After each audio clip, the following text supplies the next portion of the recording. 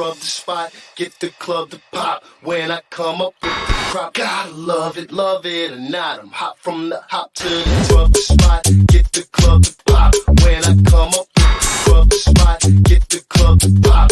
When I come up with the scrub the spot, get the club to pop. When I come up with the scrub the spot, get the club to pop. When I come up with everybody, we do it. Everybody, we do it.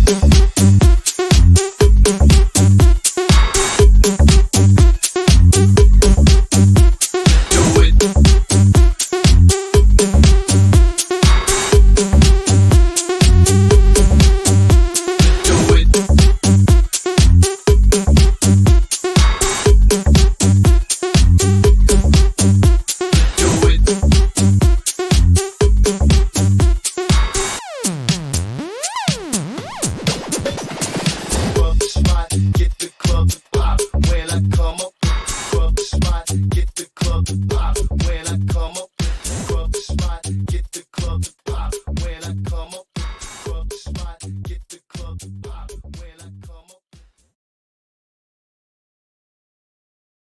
National. You are tapped in to an international trap talk with MJ, the coolest reptile podcast in the world. In the world. Like in the world. Shit, not just the city, the world. I'm telling you right now, you're in. You're tuned in right now. It's Saturday afternoon, 1 o'clock Pacific Standard Time, and you are tapped in, man. What up? It's your boy MJ up in the building. What is good? I already see early birds, man. You know what I'm saying? It don't matter what time this shit cracks off. It's early bird season every time there's a trap session, man. What's good, man? How you guys doing today? Hope you guys are good. Hope you guys are lovely. If this is your first time tuning in, tapping in with us, please do your boy a favor. Hit the subscription button, all right? Hit that subscription button. Hit the notification bell. That way you're not missing, you're not sleeping out on any Trap Talk with MJ sessions that I happen to come out with. You just never know. You just never know, right? This is not a structured podcast. It just happens. Shit just happens, man. You know, so you just never know. All right. So make sure you hit that notification bell. Make sure you're tapped in and make sure you're tuned in on that. And then leave me a comment and stuff, man. I love all the live chats. You guys are amazing, but shit, drop me a comment. Let me know what's good. Let me know how you're liking the shows first and foremost. Okay. I really like some feedback and I appreciate all the people who give me feedback. Much love to you guys. And you guys already know what the deal is, man. www.coldbloodedcafe.com, man. The freshest and the bestest delivered to your doorstep, man. I'm talking about the day one pinkies all the way to the damn, I want to say whale sharks so bad, but they're not out yet. But the mammoths are huge, man. The mammoth rats. Get this shit in, man. They just they just changed their prices. They just lowered their prices down, and now they're the lowest priced fucking rodent company right now in the business, man. Check them out. I'm telling you, don't want to sleep on them. If you got eggs, man, put them shit in a SIM container box, man. You're not going to go wrong in this egg box. SIM containers where it's at. Humidity's on point, all that stuff, man. You want an investment, you want to fucking level up your shit, you got to go to Aussie Boys, man. You ball python keepers. If you happen to keep ball pythons, you don't know who Aussie Boys is, Jesus Christ. Better ask somebody, or you better come to this channel. I'll let you know who he is immediately, man. Shout out to Focus 3, Habitats, man. The future of Habitats. They're coming in hard, man. They're doing it right. I can't wait to get my Habitat in, and I'm going to go and display that shit for you guys. 100. And then we got, the original Freedom Breeder, man. Jesse over at Freedom Breeder. Shout out to Freedom Breeder, the whole team over there. You guys are amazing. That fucking stainless steel shit. It's made in the USA. You cannot go wrong with the Freedom Breeder, and they got that cocoa block, all right? Man. Tonight, man, or today, this afternoon, my bad, I just saw you guys like 2 days ago. It's sick. You guys are still here, Shout out to all my viewers, man. Shout out to everyone. Oh, my early birds. My bad. How am I going to sleep on my early birds? Let me scroll up. There were some people up. So we got David Bark. I hope I said that right. My homie Mike came in second. What's up, Mike? I'll take that. You know what I mean? It's not first, but I'll take that. 1776 Exotics in the building. The homie Chad 2. What up, the homie Chad 2? They got the young OG triple. Lucas Cobra Keeper Jr. What up, Lucas? How's your show, man? I hope you did good. And then we have my homie Beoga, man. Aaron Solana. What's up, Aaron? Hope you're doing good, bro. The homie BGB Guile Reptiles. I hope I said that right. What's up, B-God Reptiles? And the homie Mac Lorenzo. What up, Mac Lorenzo? And the homie Dylan. Chris Sexton. What's up, Chris? And then we have a homie. We already said what homie Dylan. Then Ryan. Man, you guys, all you guys are here. You guys are tuned in. You're tapped in. I appreciate you guys are being here today, man, because this is gonna be a special episode, man. This is a personal one for me. You know what I mean? I appreciate everyone who's tapping in today. But really, if there was 5 of you, I wouldn't give a shit, because this is like, I mean, anytime I get to talk to this dude, bro, man, you gotta understand my passion, my dream, what I love to keep for the long run is chondros. Never stop learning about chondros. It's a never ending. It's, super bittersweet with chondros, a lot more bitter than it is sweet. But when that sweet hits, man, we're about to talk to somebody who's had a lot of sweetness in his chondro career. That's for damn sure. So, like I said, man, this is going to be epic tonight. I appreciate you guys tapping in because as sick as this guy's chondro collection is, he's also a devoted and dedicated chondro father. Okay. Hold on. Let me move this real quick. All right. He's a chondro father. He's a great chondro father. I look up to him in so many ways because how great of a chondro father he is. But not only with the chondro father, man, he's an actual amazing fucking father to his daughter, which I look up to highly, man. And my boy's tapping in from Portugal, and here he is, Pedro from Chondro Connection Portugal. Pedro, what is up, dog? Hey, man, how are you? Good, man. How are you, bro? I'm doing good too. Cheers. Living, living the virus. The Corona dream. It's yeah, the Corona dream. Yeah. What are you gonna do? Shit. Not much you can do, right? Nothing that we can do. Hey, we will say though, man, remember when the Corona stuff first started happening and you couldn't see your daughter for that period of time and you were fucking fucked up? Remember how sad you were, man? Yep. And that's done with. At least that shit's out there. At least you didn't have to. I feel like that's like probably one of the worst things you had to go through all year? Was that period of time? Some of the worst days of my life, honestly. It's not only not seeing her, because I try to see her as much as I can, but right, when you can touch your daughter, your seed, it will hurt you in your deepest, and it's not cool. That's like any man's weak spot, no matter what, no matter how strong you are. I mean, that's your kid, bro. It's your. But anyways, I don't want to bring up a bad memory. I'm just saying this year's fucking been rough for everyone, and I remember that was a time when the Corona first started, and you and I were conversating, and I just felt so bad for you. But then, as soon as I saw a picture with you and your daughter hanging out, man, I was so happy for you. Yeah, we are good now. It's back on track again. Well, man, cheers to have you, bro. Fucking Pedro in the house, man. Like I was telling people, bro, this episode is a selfish ass episode. This is for, I mean, obviously my viewers who are tuning in, they will definitely take a lot from this, but this is for me, bro. Like I want you on here because, as laid back as you already are, man, I just appreciate any time you give me, and you're willing to give me your time. And thank you, bro. All I can say is thank you for that, man. It's valued very much. Okay. You're welcome. You're welcome. I'm always ready to talk about chondros. It's one of my biggest passions ever. So it's not a big deal for me to give you some time to talk about chondros, honestly. Well, it's a big deal for me to hear it. That's for damn sure, bro. So we're definitely tuned in tonight. Today, I want to say tonight because I'm always recording at night, but we're doing it right now. So it's 9 p.m. here, so we can talk. Yeah, we can talk about night, no problem at all. All right, man. So Pedro, man, I mean, for anyone who don't know, I first got the privilege to have Pedro on the Unfiltered Reptiles podcast with Desiree and Steven. And we man, that was a great show. That was fun. I'm not gonna lie. That was a good time. That's for sure. That was for sure. Now, like I was kind of talking with Pedro before we went live, man, and I told him, the biggest majority of audience that this channel has, and it's no cap on this, is ball python keepers.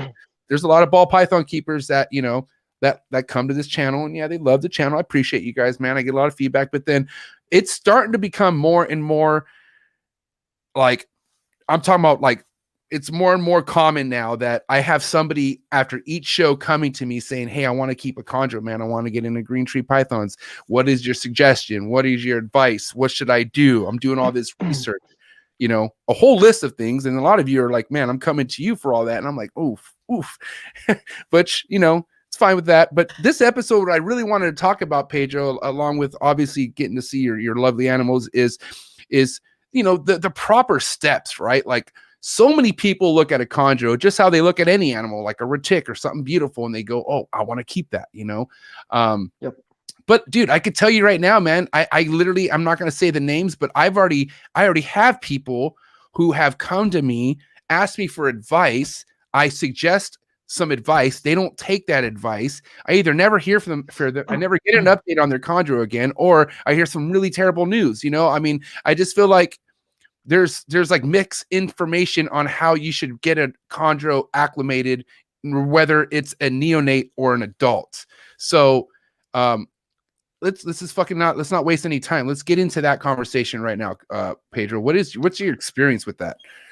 So in my early years, as most of all the keepers and breeders, I made some mistakes, and those mistakes helped me to grow in the hobby.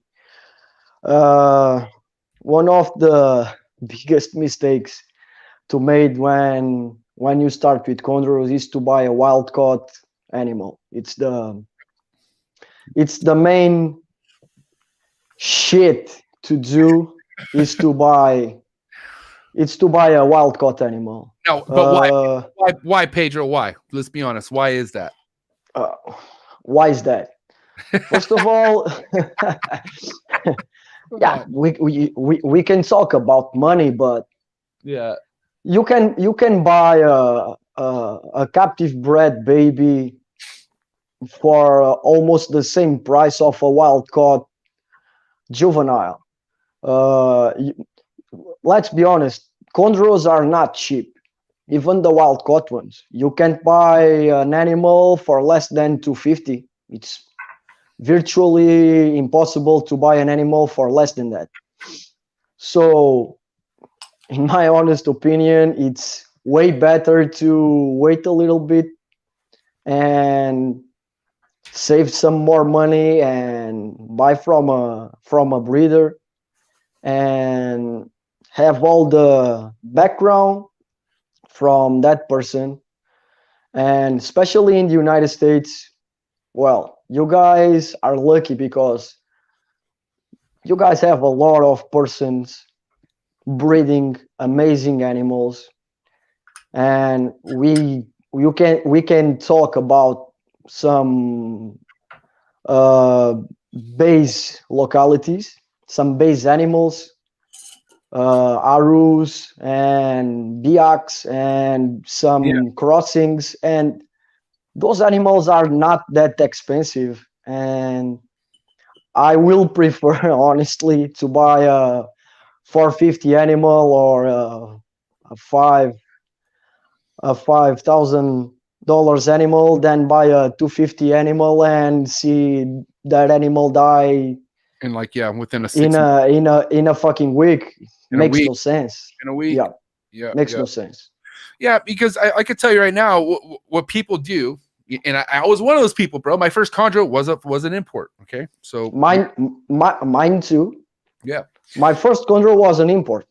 So check this out, and I'll tell you. I mean, shout out to the homie who I'm about to say right now, but I remember coming across when I was really into chondros, right? I got my first import in, and then I started doing research, and then I started seeing how everyone's like, you shouldn't go with the import route, you know? And I'm like, and I listened to it for a little bit. I was like, okay, well, let me go look at some captive born and bred. What's this account? Ian Bessel, S&J Reptiles. Wow, looks legit. You know, you go to check out my boy Ian Bessel, right? Florida cat. Yeah. Fucking legit fucking account. You are touching probably the right person. Yeah, of course. I'm to buy your first snake, to buy your first chondro. He's breeding amazing captive bred born animals, and they are not that expensive. Mm-hmm. Well, no, but here's up. Let me tell you what happened to me though, right? Because to me, as a new person buying any animal, right? I just came from a ball python world, right? And I was spending $400 or $500 on snakes, and then I saw the real good snakes that if you really want to make investments and make are like $5,000, $6,000, $7,000, $10,000 snakes, and I was like, what's crazy? Yeah. So then I, obviously, and this is my mentality. I'm not suggesting this mentality when starting off with chondros. I was looking the cheapest route on how I could get a nice chondro and not spend as much money, right? Yeah. But that was my mentality until I found out, oh, wait a minute, imports are too good to be true. Yeah, that's a beautiful import. And why is the price so cheap? Because there's so much stuff that could come behind it. Now, when I started looking at captive born and bred, I legitimately went to Ian Bessel. I looked at his account. And then I went to his website, $1,200, $1,300, $1,500 for a neonate. And I was like, what? Now, keep in mind also, I have no knowledge. I don't know how these get established. I don't know how hard these are to get fucking hatched. I don't know any of this. I'm just thinking, what? $1,200 when I could fucking get one for $400? Because I could tell you right now, dude, in America, even the BX, it's rare you find a $250 import. They usually start at like $500 here. Yep. We're more expensive here, which is weird because we have a lot. You can buy a nice import from Ryan, for example. Yeah. But Ryan used to do the first approach to the animal, and when the animal reach you and you start to acclimate the animal to your breed, to your keeping methods, the animal goes to your house eating and without stuck fucking sheds, because when you buy an animal and dehydration, the animal come dehydrated with a stuck shed, terrible. Well, it's the worst thing to deal with for a beginner. And to buy cheap snakes, especially imports, you need to buy from the right person. Well, but then not only that, I mean, even if you buy from the right person, an import, I mean, anything could happen to that import. That thing could be packing anything parasite wise. Like, dude, I've heard crazy stories, and I've even seen, like, I've had imports I remember I've had an import for like almost 2 years, and there was a fucking parasite that popped up, and I was like, what? And I was tripping out. But it's all about knowing what to do when that happens, right? And exactly, a lot of people don't know what to do when they see water blisters, when they see fucking RI signs, because that's common with imports. A lot of that shit's common. And what they do is they either neglect it and they say, fuck it, and that thing ends up rolling. And there goes their $500. And you know why they neglect it? Because that fucking snake, that fucking snake is cheap. Well, I mean, dude, I mean, cheap to you and to me now, because now we know the true value of chondros. But to somebody who's just buying, that's not cheap. Dude. If you buy a 150 snake, you will not neglect a 150 snake, 1.5K snake, like you neglect a 450 snake. Yeah, that's for sure. But dude, you know, go ahead. And if you buy an established animal for 1.5, first of all, you avoid all that problems. Yeah. And it keep you focused on the well-being of the animal, in my opinion. That's the well-being of the animal, bro. And the thing is, bro, there's so many people where, like, money's not an option. I mean, money, they don't care about money, right? But they don't know they don't know the well-being of the animal. They don't know how to simply take care of an animal. So, reptiles, well, you have some rich kids that want to have a fucking reptile. And honestly, and let me be a little bit snob, like you like to call us, chondros are good-looking snakes, and if you have a fat wallet, Even if you are a young kid, you will buy a chondro, and you will not do the homework to keep an animal with that kind of demand of caring, you know. So there's so many things involved on this, especially how much money do you have to spend and how focused you are on the well-being of the animal. I think those are the main things to see a people thriving and taking good care of an animal of this kind, honestly. Yeah. You have a big homie in the house. Do you want to say what up to the homie Bill? Say what up to the homie Bill.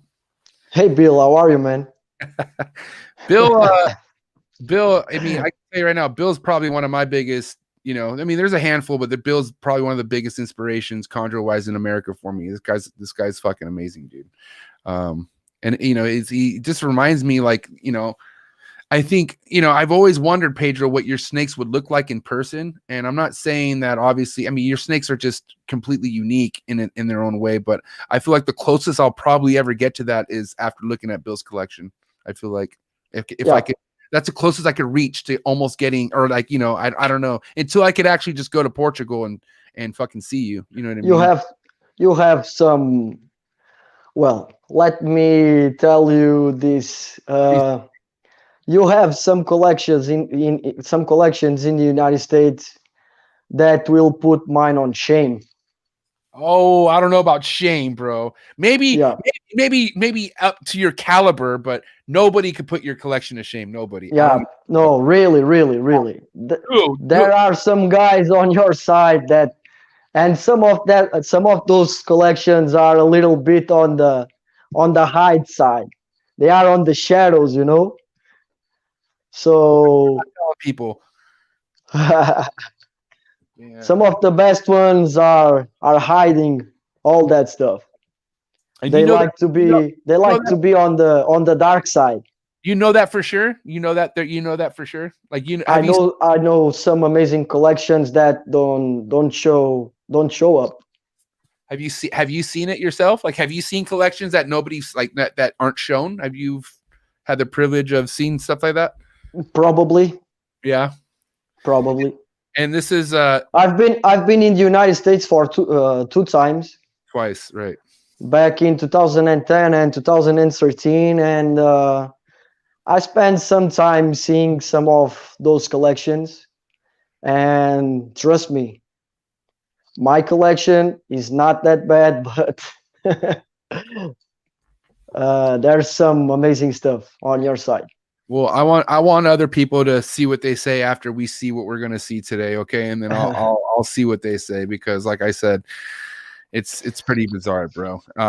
Now to talk about, you know, because Portugal, right? How many chondro breeders are in Portugal? Do you have a lot of other like homies like nearby you that breed, or I mean, is it a big? Go ahead. For you to see, we start breeding chondros in Portugal back in 2011. It's the first known breedings in Portugal, and the first guy that breeds chondros in Portugal is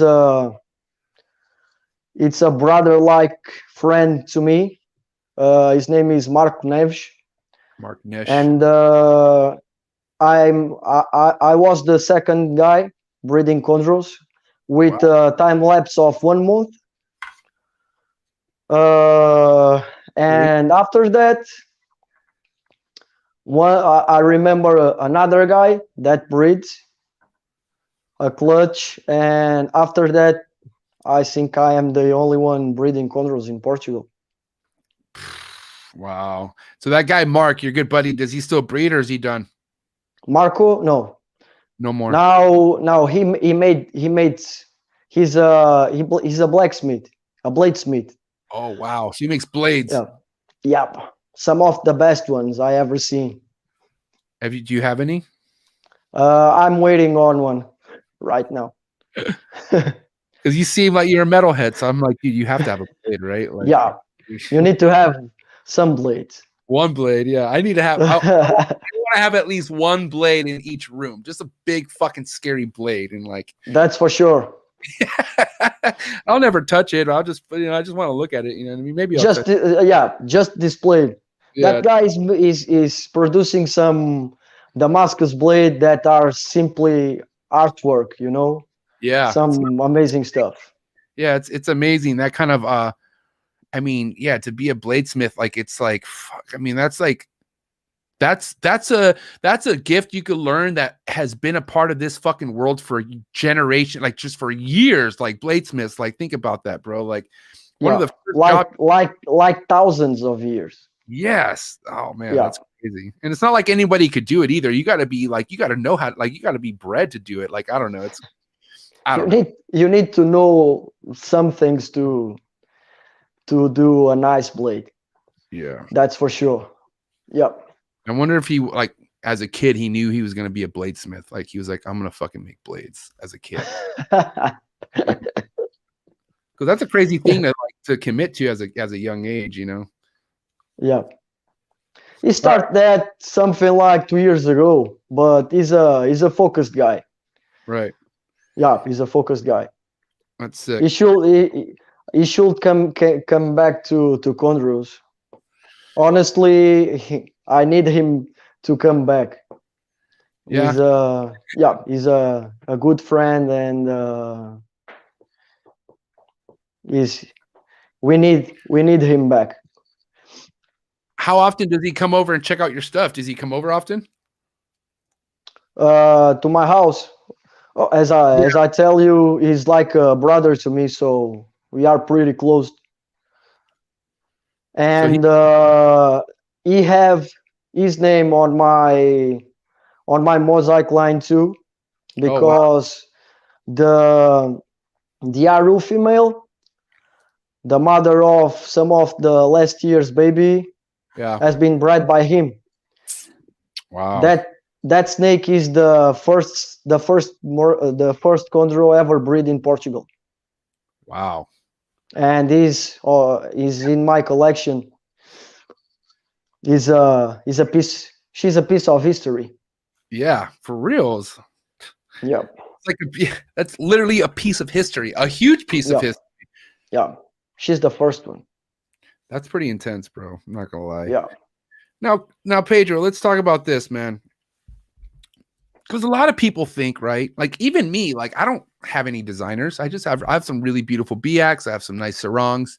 I don't have any designers, right? But people look at my chondros and they think I'm rich. I'm not rich.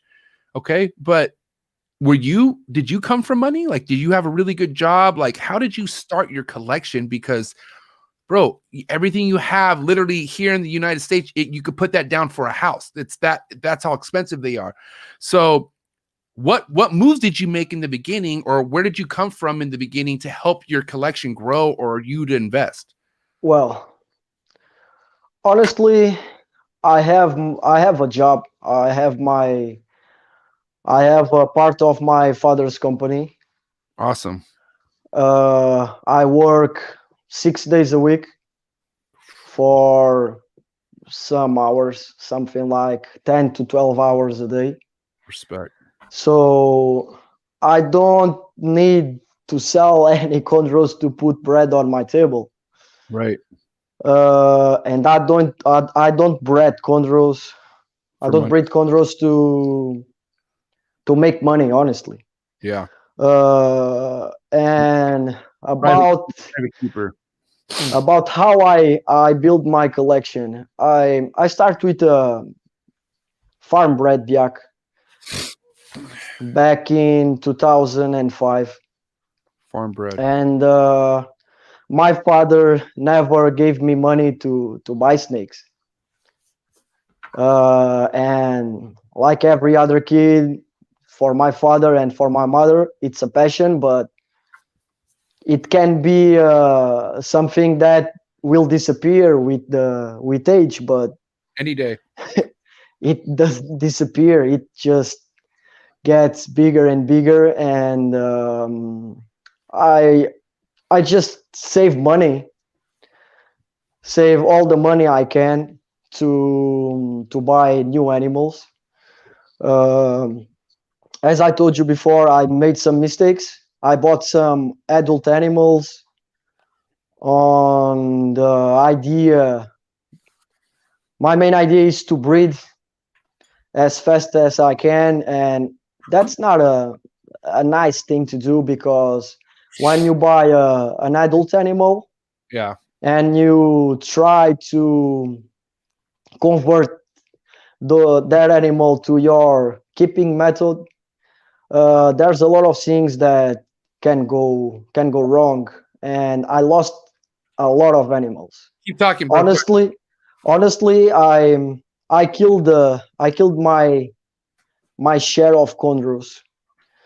Then I realized that the best way is to buy babies and juveniles, and my roof right now about age is something like 3 years. I've always tried to buy animals with less than 3 years, so juveniles. And I bought some animals from US breeders. I bought some calico outcrosses, some blue lines. I have some good animals from Christian Stewart, especially from Christian Stewart. You still need to get Christian. You said you're going to talk to Christian and get us on the show. What happened? One day. Okay. One day. No, we'll get him. One day.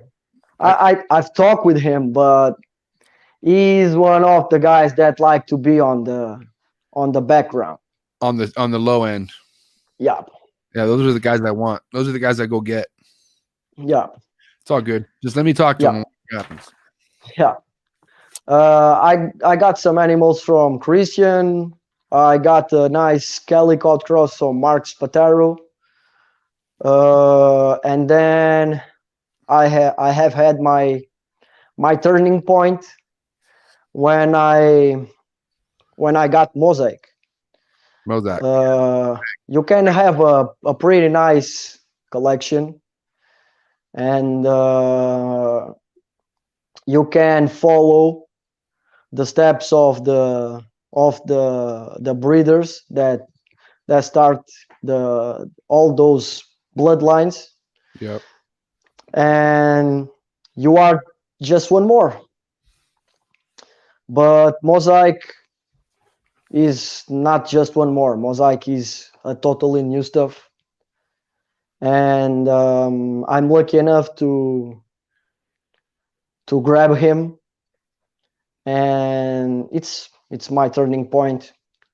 And I built my snake on that line, because my best looking animals came from that male. So just to make sure, Mosaic, that's this one, right? Yep, that's okay. Mosaic. So this is the locality Mosaic that we're talking about. Yep. Which we could get into localities now, if you don't mind, Pedro. We could just fucking start talking about localities and whatnot. That way people could understand, because there's a well-known chondro guy in the community, and this is my first taste of chondro arrogance that I got, because I didn't know. I came from ball python world, right? And I thought everything had morphs. I thought everything was a morph. I thought fucking everything was a mutation morph, right? So as I was looking at coming across all these chondros and even getting chondros, I was calling them morphs by accident. I was calling them morphs. So then I had this one guy fucking really get in my ear and tell me how they're not morphs, blah, blah, blah. Like, you don't know what you're talking about. So, obviously I learned right away real quick that there's localities, right? But let's explain to the viewers, people who are watching, like, who don't really understand the localities, right? Like, what are localities? Like, what does that mean? Like, why is this a mosaic, right? Why, why is that all that stuff? Why is a biac a biac? And what is a biac? Which we'll get into right now. So let's talk a little bit about let's just talk about the localities. Well, first of all, I'm not the locality guy. I'm a designer guy. I always chased designer stuff, but to make a base conversation about localities. Yeah. Well, localities are animals that share a certain look and are based on specific geographic location inside the mainland or in islands from Papua New Guinea. Right now you have localities and you have species or subspecies, if you like. I'm not very into that stuff. For me, all of that are chondropythons. I'm an old school guy. Right. And but honestly, localities are, in my opinion, are an illusion because there's so many people importing and they will label the animals for a market, and if that market is demanding for a certain locality, they will label the animals for a locality. So in my honest opinion, there are certain localities that are obviously known, like Biaks and Arus, Merokees. When we talk about islands, in my honest opinion, it's not easy to recognize island animals and make a real definition of locality from certain animals, especially like when you have some artifacts and manoquaries. Sometimes they look exactly the same, and like I said, I think the importers will label the animals for the demand that the market is doing at that time. Honestly.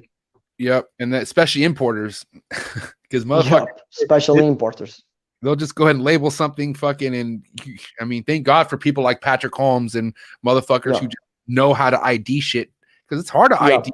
It's hard to ID a neonate. You know what I mean? Like, but there's traits, like there's ways. Like, honestly, don't get me wrong, but even an experienced guy like Patrick or like, well, Gary Schiavino have a nice show on YouTube too. Yep. And in the last few episodes, he explained some of the characteristics of some localities and subspecies. Yep. But don't get me wrong, but it's not easy to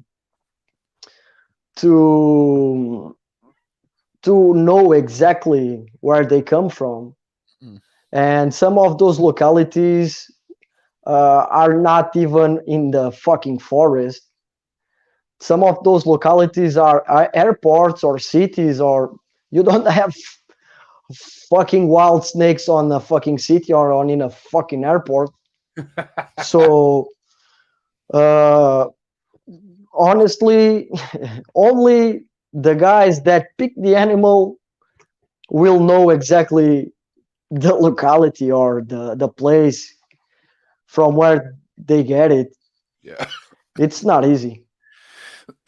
Yeah, that's the truth about it, man. Because you know, how are people supposed to know when they're just getting animals and they're labeled? Like, you know, it takes knowing somebody to know that fucking animals are just labeled. Sometimes they're labeled just because of the money, just because of the demand for it and everything like that. Well, we talk about that in the beginning of the podcast, and they will label for the market demand. Period. Right. Yep. Period. Yeah. In Europe, they do the same. Yeah, I'm sure. It's not an honest market, and we are talking about animals that worth big money sometimes, even the imports. If you have a a blue import, that snake will worth big money. Yeah. And you can label that snake Cyclops, a fucking Manokwari,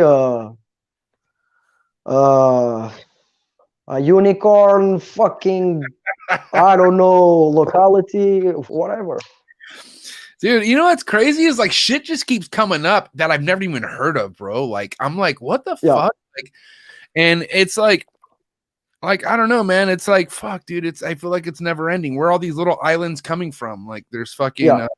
Now what's the argument that Gary has? Like he has a different name for him, or like there's a different. Well, Gary did one thing that, in my opinion, is the correct thing to do.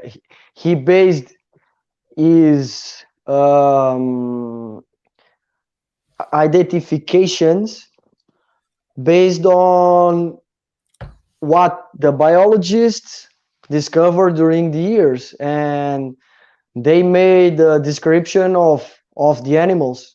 He's not describing the animals as a market demander, you know. He describes the animals like the biologist describes, so it's the correct way to do that. In my opinion, even the biologists are a little bit messed up with chondros, but I'm not the right person to talk about it, honestly. Right. I want to say out to your, who's this, Felipe? You have is this your brother? It's my sister. Sister, sorry. Okay, Felipa. Sorry, Felipe. Sorry. Yeah. And then this is your mom, Olá, right? Olá, Piquica. Adoro-te. And it's my mother. Mãezinha, adoro-te. Yeah, and then Agosto, it's your pops? Yeah, it's my pops. Oh, man. Grande abraço, pai. I love it.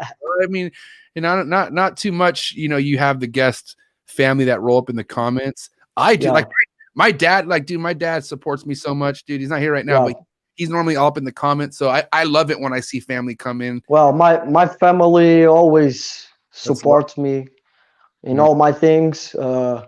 In the beginning, I'm just the crazy kid with strange likes. And as I told you, this grows so big that now I have a big support from my family and from my friends. That's awesome, bro. And yeah. I think my number one fan is probably my mother and my sister. My father is not a big fan of snakes, but what about your mom? Is she not a big fan? my mom likes the animals. Yeah. She don't touch the animals, but my sister is a big help. My last vacations, I take 1 week on the summer, and my sisters came and take care of my collection. That's cool. And yeah, she's just she's awesome. She's my girl. She's my small sister. Yeah, that's what's up, man. It's good. It's immediate family like that, man. You can't go wrong. And you know, I have to say, shout out to my family. My sister, I grew up with, you know, I'm growing up with two sisters. I have one little, one big, so I'm in the middle. But yeah, man. People take family love for granted. Like they think, oh, it's family, they're gonna support you. But that's not always the case, man. Family's not always family. You know what I mean? And you know, I've learned that throughout life, you know, here and there, but my immediate family, man, it's like, I'm so. I have a pretty close family core. My fathers, my sisters, my grandmothers and my grandfathers, my uncles and my aunts. We are very, very close. That's what's up, man. That's a blessing, right there, bro. Yeah, my girlfriend is a big support too right now. She's amazing. My number one fan with my mother. There you go. And yeah, on that side, I'm a very fortunate guy. That's for sure. I have to ask, man, in your culture, right? Like, Is it pretty hard to like? Is it pretty hard for the girlfriend to please your mom? Like, is there a pretty high standard? Like I'm curious. Well, we are Latin, so yeah, that's what I'm saying. You came from a Latin family too. Your roots are Latin, so you know that. Like me, well, my mother is a super protective mother, so she will protect me. It's just simple. A mother will protect the kids, that's for sure. God bless her. God bless all the mothers, period, man. That's awesome. Now, Pedro, to kind of dip back into the locality side of things right now. Okay. The majority of your collection, if not your entire collections, are mix of localities, right? Or kind of explain to us what you keep locality-wise versus designer. That way we can kind of explain what the designer really means. Why does it make it a designer and whatnot? Because I also, just so you know, until I figured out that I just thought a really nice looking chondro could be called a designer, and that's not the case. Especially especially if it's an import, you know what I mean? If it's an import and it looks nice, it's not a designer. So I learned that, right? So, but explain what that. Let me explain you first I'm focused on some traits and some phenotypes, and especially in not producing yellow babies. I don't hate yellow babies. I told that before on an interview. It's a heavy fucking word to say because I love all the chondros, but honestly, I want to produce reds and maroons and no yellows for me. First of all, I try to mix my animals to breed red babies and to obtain. You're not a yellow guy. You don't like yellow. No, not at all. I only have two yellows in my collection. Okay. The Aru girl, the first one in Portugal, and my number one baby. My first clutch is an all yellow clutch. Wow. In 2011. So about localities and what I want from localities. I only have two locality animals in my collection. I have the Aru and I have a female Biak. I'm a huge Biak fan. For me, Biaks are the natural appearing designers. I love the look of Biaks. You have some amazing Biaks, yellow Biaks, melanistic Biaks, some amazing stuff. You said that you can call a locality animal a designer. Honestly, some locality animals are designers. Oh, okay. Are on my opinion, are designers made by nature. When I will show you my Biak female, and you will see what I'm talking about. All right. She's captive bred, but it's a pure Biak.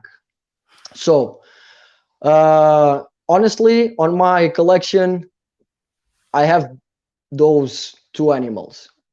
I will be happy to have something like more Manoquaris, some Cyclops, and bred back to the right bloodlines to make big genetic pools and don't lose the phenotype. Yeah. Honestly, my goal when I introduce some new bloods, it's to avoid inbreeding, produce stronger animals, and keep the phenotypes. It's my main goals when breeding. That's why I have so many calico blood in my collection, because in my honest opinion, the calico blood mixes in, it's the perfect bloodline to mix with the mosaic line stuff. What's this and right that's here? why I have, yeah, Calico? that guy. Nope, it's a mosaic line kid. Oh, so that's mosaic. So that's not even that. Okay, so what is that? That one it's. So who's that? Who's that then? Who? This is your first mosaic or no? Yeah, this is the founder male. So this is the founder. This is the son. Sorry, I made a mistake. I have one more animal, one more locality animal. It's the mother of that one. Okay. It's a Lere type. I don't know. I don't know. It's a Lere type. You know?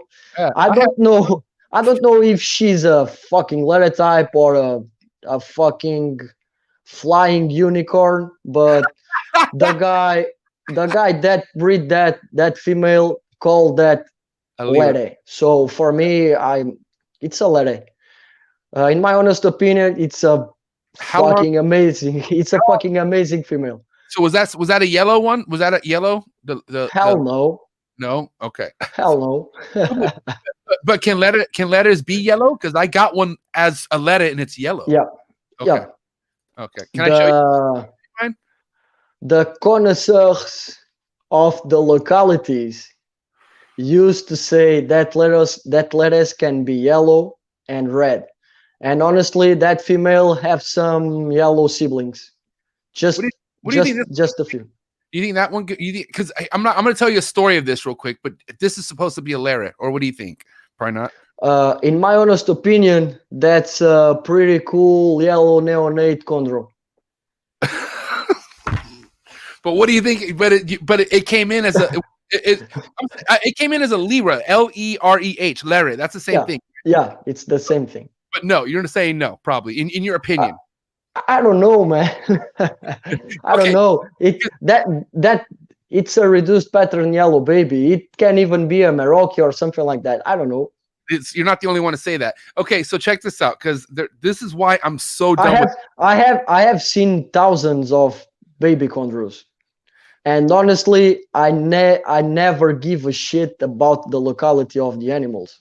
Yeah, visual. I bought animals because of the phenotype that the dam and the sire show up, and because of the looking of the baby. I don't, and sorry to say this, I don't give a shit about localities. Yeah, you know what's crazy, bro? Thanks for saying that, bro. But then you have fucking Bill Siegel clowning me, telling me hell no, and then you fucking being like, wow, thanks, Bill. I don't need that. But okay, let me tell you. Okay, but let me tell you why. Me personally, I'm fucking done with imports. You want to know why? You want to know why, Pedro? Tell me.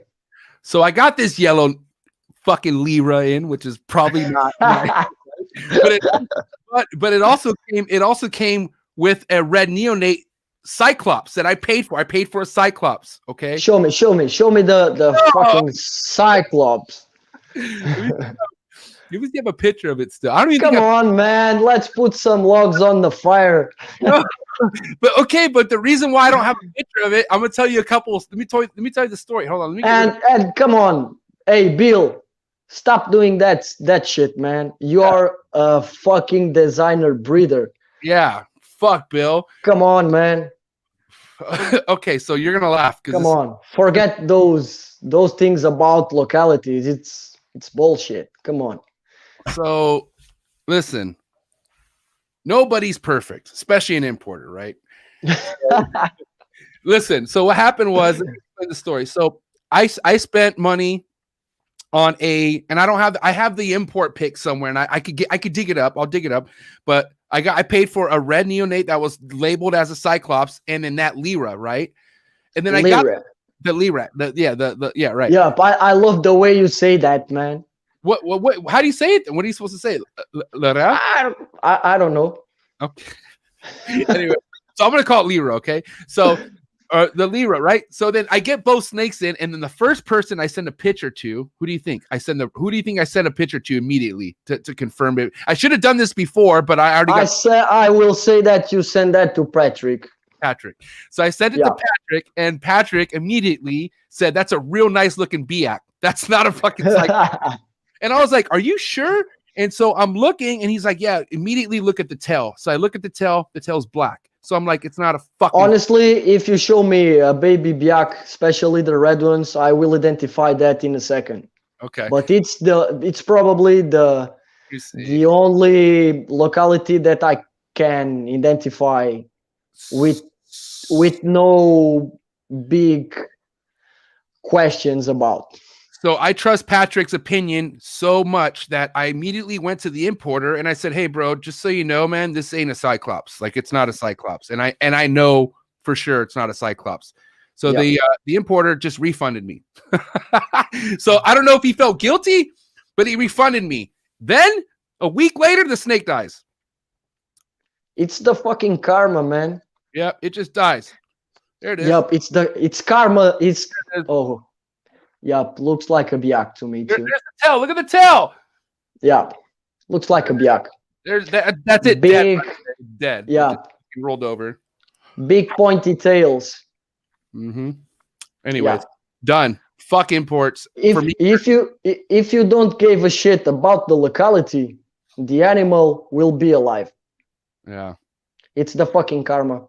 Yeah, and you will learn that. You will not give a fuck about localities in a short period of time. But listen, at the end of the day, no matter what happened to my imported animal, did I fucking make a Facebook post about it? Did I go fucking cry? I mean, even if I didn't get refunded, I wouldn't have made a fucking fit about it. It's an import. You get what you get with an import. You roll those kind of dices. So, and I preach to everyone all the time, if you go with an import and it dies, you better not be a bitch about it. You fucking lost. You lost. That's it. Take it. It's the truth. It's the truth right there. Yep. I'm tired of fucking seeing people go on these Facebook groups and just fucking, it's probably the same guy that they keep blasting, whatever. But why do motherfuckers keep going back and buying from them? Like, why? Like, why do you, you're literally seeing posts every day and you're still going to go inquire about shit and then go ahead and bitch about it. You guys are fucked up in the head. Anyways, no more imports for me. I'm going CBB route, and I'm glad we talked about that in the beginning. So my advice also to anybody who wants to first start keeping chondros, you better fucking save some money, and you better go the US CBB route.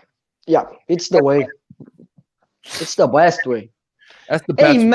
Amen for that. Amen for that. All right, so let's get back into your designer. I want to get back more into the designers and whatnot. Man, god damn it, this is so sick. Now here's a pair you have here. I picked this up. This is an older photo. This is from at least a year ago or something. That photo is from the end of 2017. Okay, so longer. So it's an older photo. What did this snake produce? Let's start looking at your collection. Do you have any of the siblings? I only got 3 babies from that pair. Okay. It's a calico female. That female is Honey. Wow. And she came from October, and Womaniac female. The breeder of that snake is Christian Stewart. Oh. And it's it's the last holdback from Christian. I got that snake pretty cheap. I bet that Christian have a lot of regrets for selling that snake. I bet so. And I got 3 babies from that pair. The male is Mosaic. Right. One of the babies died with no apparent reason, but died. And I still have 2 of those babies. And do you want to see those animals? Let's start serving these people up, man. We got an hour in, which was great. Now let's start hitting. But are you fucking sure that you want to see those animals? Yes, I am fucking sure. Okay. That I want to see that animal. These animals. Let me turn the camera. Let me see.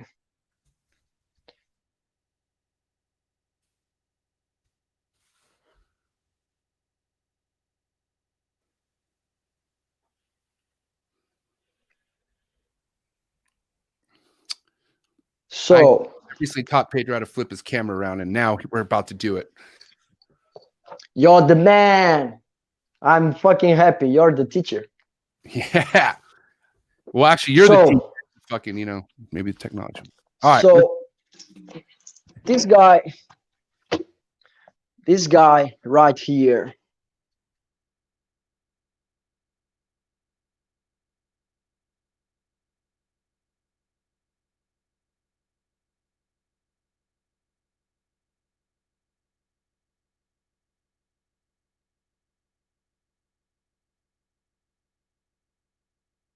Go ahead. Let me try to put this one outside.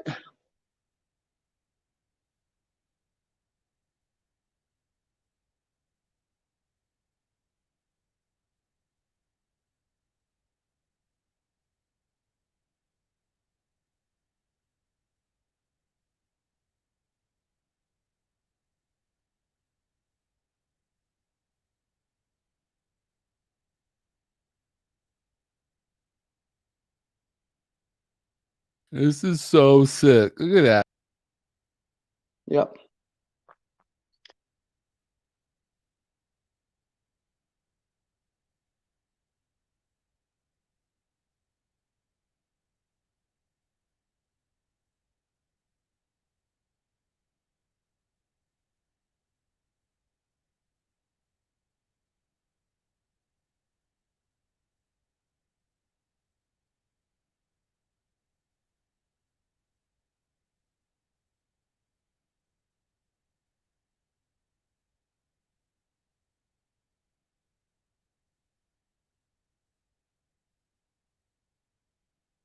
Super docile. It's one of my best animals right now.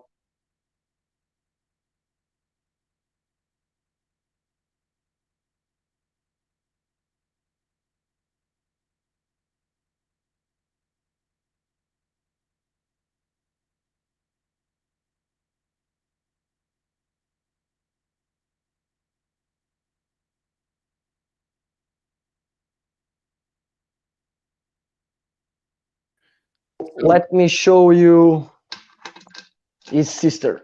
What's the age on that one that we just looked at? This one is 2.5 years old, more or less. Damn. Yeah. Bro. Yeah, it's a pretty nice snake. It's gorgeous. Yeah. Wow. I don't know if you can see the pattern and all this yellow orange. It's strange. And this one have some red scales on the belly, like his dad. Mosaic have some red scales on the belly. Wow. A lot of the Mosaic line kids show that trait. So yes. Yeah, I'm not going to take this one off because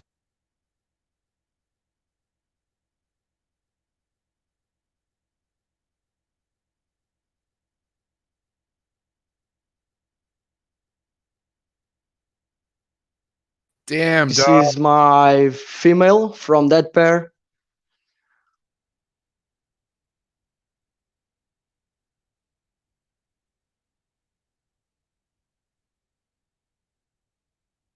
Wow. This one is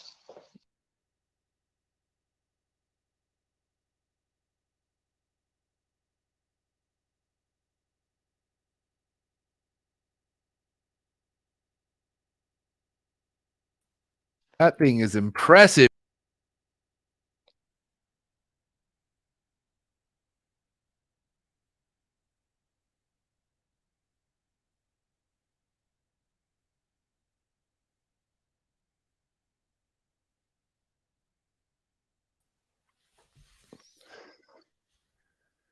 Damn, it looks sick.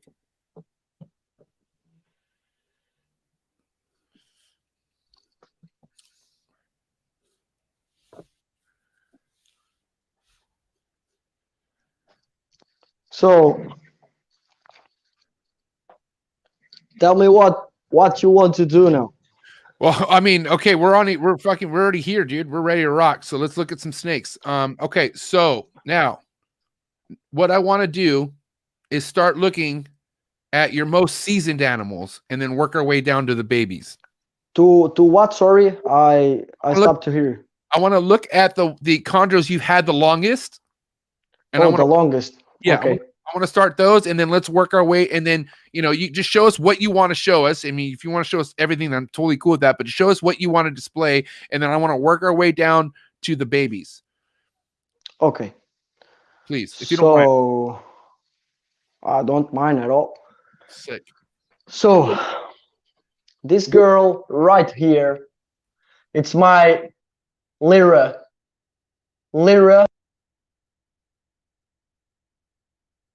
Are you sure? Are you sure? I'm just kidding. No, I'm not sure. Not at all.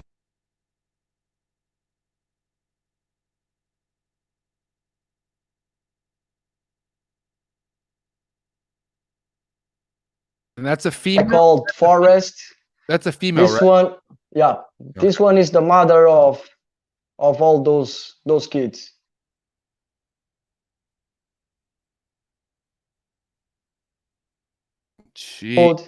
And she will fuck my fingers.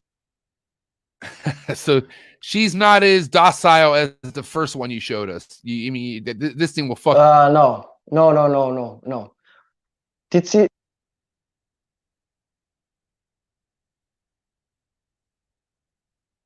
I fucking have the lights on for the show because I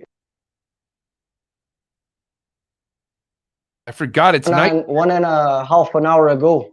Yeah, it's nighttime. They're ready to rock and roll. They're ready to fucking eat right now, basically. Yeah. So this girl here, this is my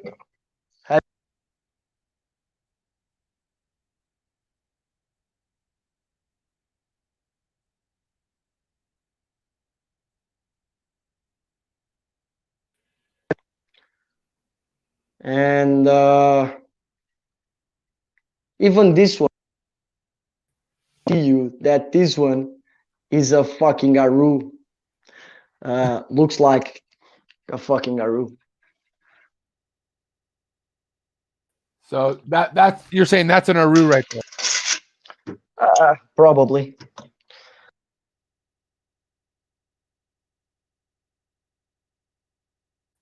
This is my crown jewel right here. All right, let's check this one.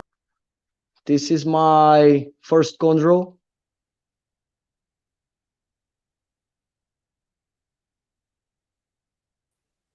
Dude, where'd you get?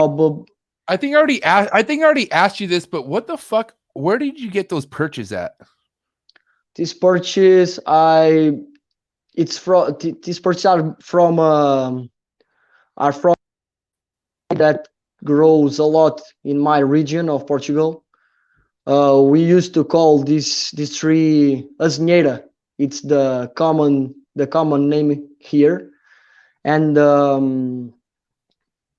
the scientific name of this tree is Quercus ilex. It's from the family of the oaks. It's an oak, but from a different type. So this is my girl, and this girl is daughter of my first biak, my first.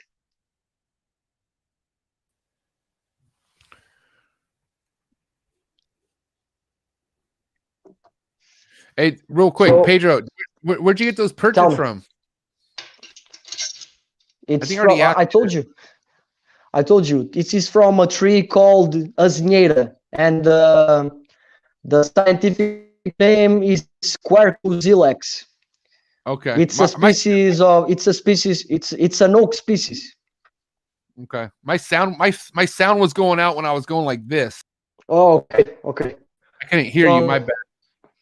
This is the mother of the of the ones that I showed first. This is my calico female. Okay. I'm not going to open this cage. Sorry. No, I don't blame you. You're good. No, I will not open this. This one here, right here, is on feeding mode too. This is the female. This is the #1 mosaic line baby. This one is that one is in shed, but it's an amazing snake. This one right here. We have a bad lag. Yep. Hey, this one Pedro, is. Yes, tell me. Do me a favor. We have a pretty bad lag. We can't really just recently. Everything's blurry, so we can't really see much. Exit out and re-exit in again. Like, you know how you like exit out and go back to the link in your email and enter back in again. Okay, I will do that. All right, cool. Sorry. All right, cool. We'll get this guy back up real quick. It's because, obviously you guys couldn't see good. I know if I couldn't see good, you guys couldn't see good, and I'm not trying to waste any fucking time right now to get good footage. So we'll have the dude hop back in right now and we'll be straight, man. But dude, I'm telling you right now, these animals are legit. Once we get a better view of some of them that he's about to show, it's going to be popping, man. I'm telling you right now. Hope you guys are having a good time. I appreciate everyone being here, man. Fucking cracking ass Saturday afternoon. Here we go. I'm back. Yep. There we go. Look, bomb. So as I told you, this is the calico female, and this is the first mosaic line kid. This is the first baby.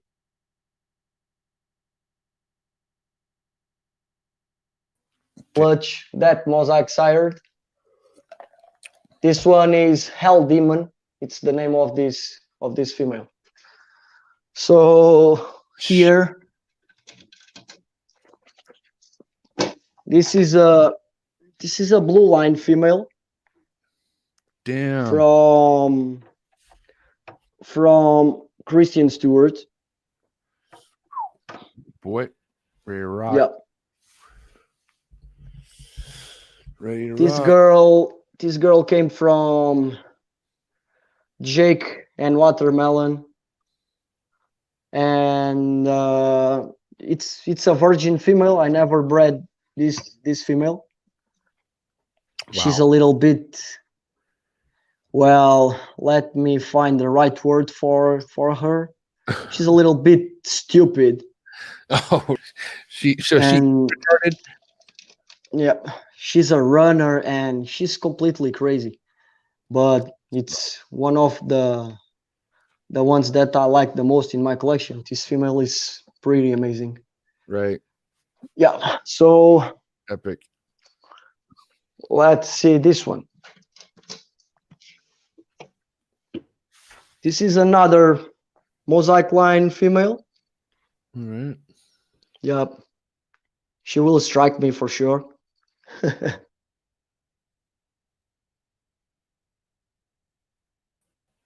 This one is Witchcraft. Witchcraft. Oh, he dipped out. I have a picture of Witchcraft real quick. I'm pretty sure it's this one. No. I think this is Witchcraft. He'll be back right now. He probably hit the exit button by accident. I think that's Witchcraft, if I'm not mistaken. Or that might have been the Calico one. But he'll show us which ones. But, dude, I'm telling you right now, man, it's just nuts because... Oh, fuck. I'm going to stop talking. Yep. I don't know why I'm losing the connection. You're good. Don't worry. You're good. But sorry for that. You're good. Let me try to show you this girl. Let me pick my hook.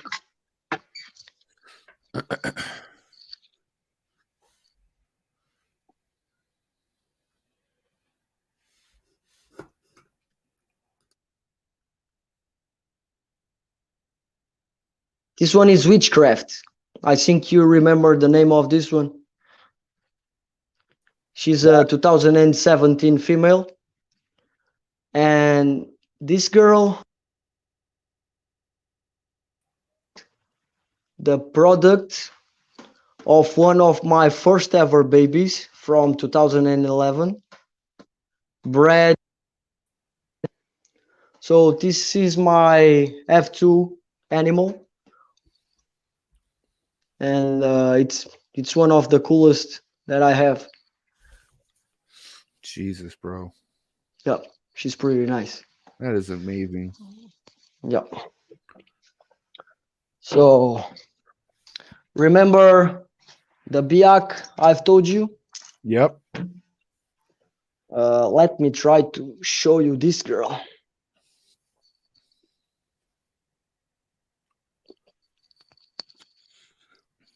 And tell me.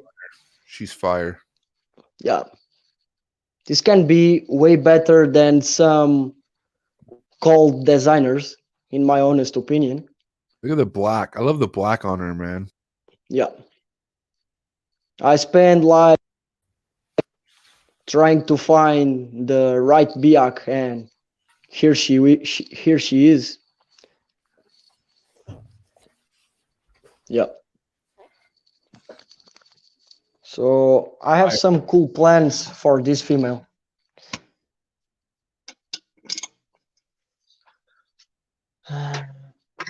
So this guy right here, this guy is a calico line male from Prince. This is a Prince biak male from Christian Stewart. I want to mix this guy with some of Mosaic's blood. It's a pretty nice animal. Lots of blue. I think you can see the blues, but this guy have a lot of blue. Oh my Lord. Yeah, it's pretty nice. And that guy, is he going in rotation this coming year, or what's his schedule like as far as breeding? Honestly, I don't have a planned schedule for breeding this year.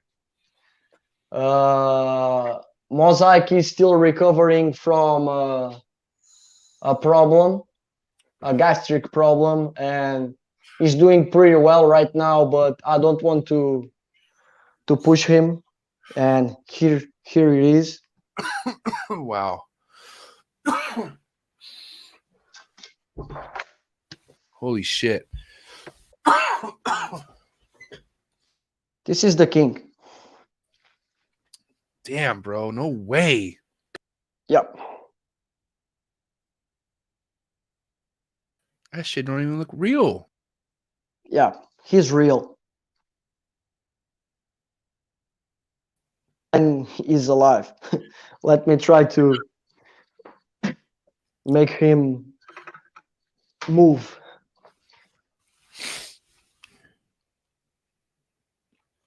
Hey Pedro, when I put you on the big screen, we can't hear you, but I'm gonna do that so we could see it. Okay, so I'm gonna put you on the big screen. Just know we can't hear you. Okay.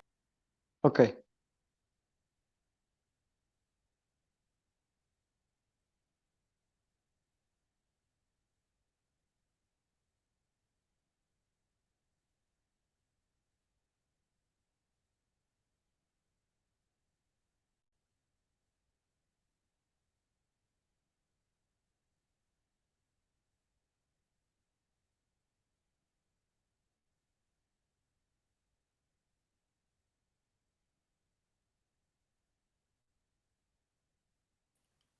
Dude, unreal, bro. Yeah. So let's see the other ones. Check this beast. Okay.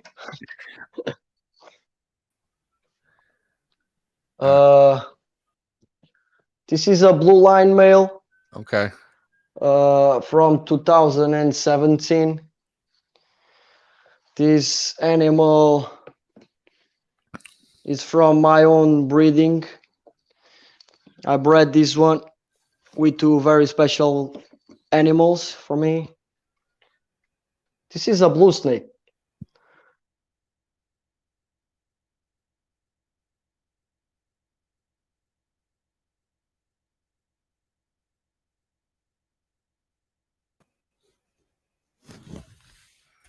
This one is from 2017 too.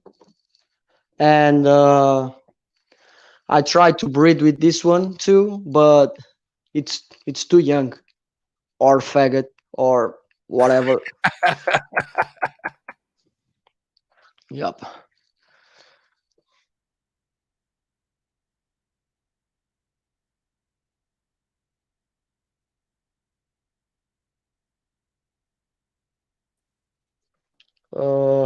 This one, it's another blue line male. This is one of my cornerstones.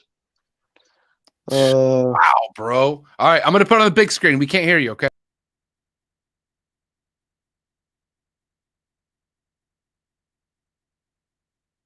So that's blue. That, I mean, that really light green is actually blue, right? Yeah. Dude, look at the eyes. Are those black eyes? What kind of eyes are those? Yeah, black eyes.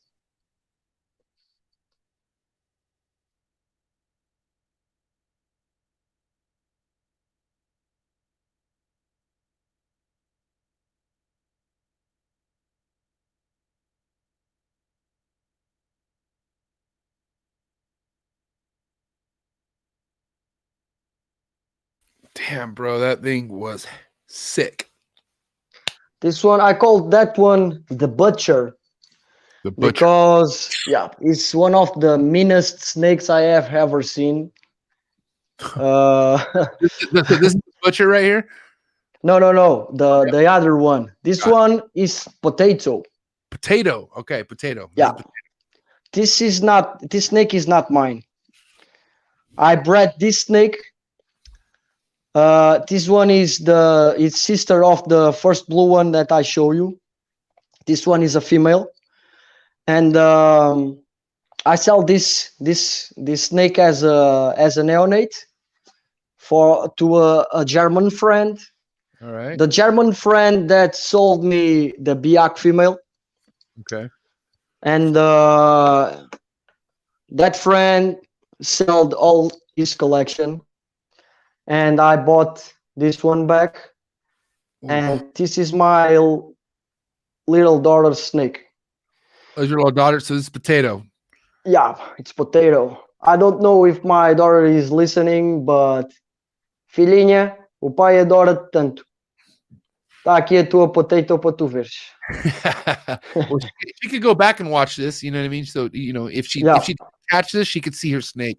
Yeah, I will show you that. All right, leave Potato right there. I'm going to put on big screen. This is my little sparrows. Okay.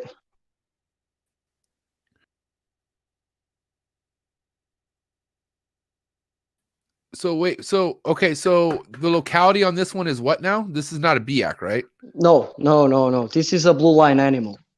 Blue line animal, got it. Okay. Yeah. Gorgeous. So I think there's only one of the juveniles and adults left.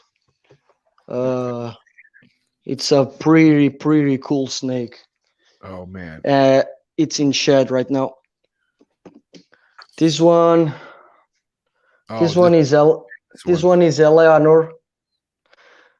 This one is here in breeding loan. Wow, dude. This snake belongs to a pretty close friend called Jomi Fernandez. And this is the mother of the only baby that I get from last year. I will show you the baby. But this is the sister of Anders Gustav male. This one is sister of that male. Wow. And we are not 100% sure, but the male from Patrick Holmes, the male that Patrick called the Crook, is most probably a sibling of this female too. Oh wow. Yeah. This female came from Dasho Pepper and Merlot. The father of this female is a sibling to Ella Diablo. El Diablo. And Dark Sidious and Joe Black and all those amazing animals. And the mother of this snake is a full sibling of Soul Train from John Irby and Ben Evans. Shout out to John Irby. Yeah. So let's put this girl back. And this one is crazy too. She will bit my fingers off. You gotta love it. Yeah. So you want to see the babies from 2019? Yeah, let's see these 2019 babies, bro. Are you sure? I'm. So knock it off. you want to start with lots of black or not so many black? No, not so many. First to the black. Okay. So let me start. So with this one is the okay. This is the regular one.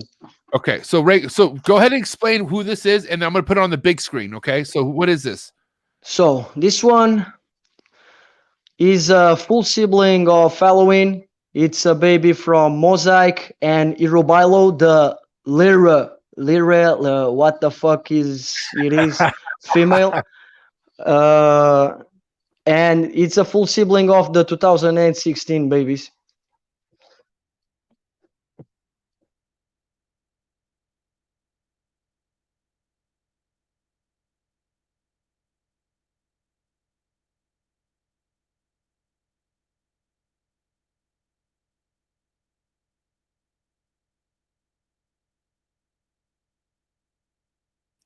Dude, that thing is nuts, bro. Yeah. Wow. So a little bit more black. Right. This one. Well, all these babies have names. Okay, shoot the names already. The first one that I showed is Jambi. Jambi is one of my favorite musics from Tool. Tool, yep. Yeah. Tool song. And this one's name is Backbone. It's music from Gojira. It's one of my favorite bands of all time. And this one is the product of Mayaru female, the first one in Portugal, and Mosaic.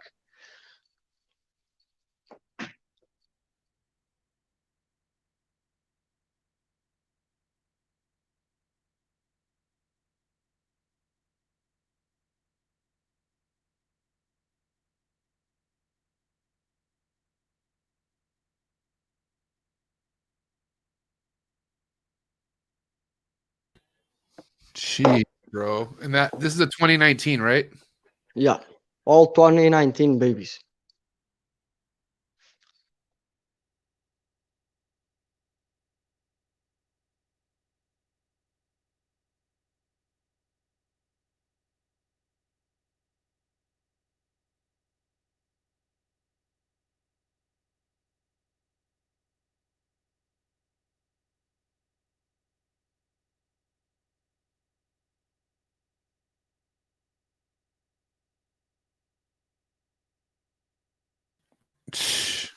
Wow, dude. As you can see, I keep the setups pretty simple for the babies and juveniles. Grow ups.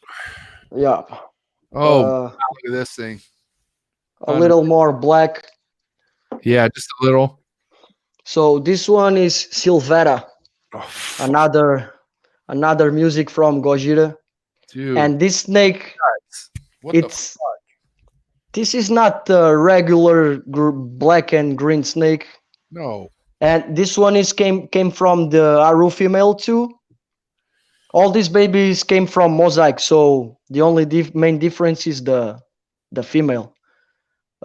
This one have black and a lot of blue too. You can see in the head for sure.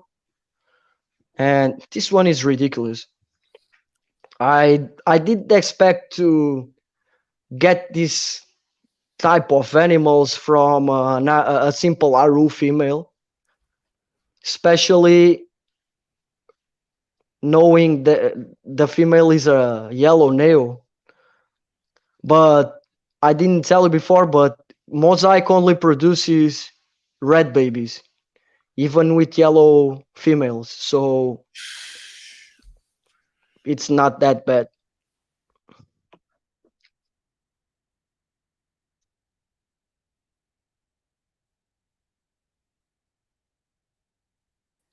So, damn.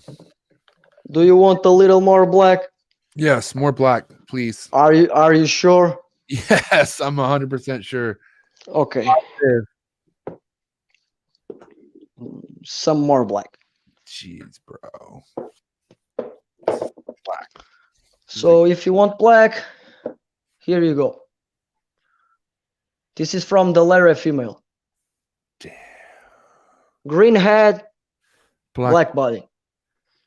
Yeah. Damn, this bro. This one is Vicarious. It's another song from Tool. I bet that Ryan is totally liking this. Right. This one is pretty cool. I plan to keep all these babies, and I probably not sell none of these ones. So more black? Yes, more black. More black. Okay, more black. Black, more black. So this is one of the most amazing snakes that I have ever produced.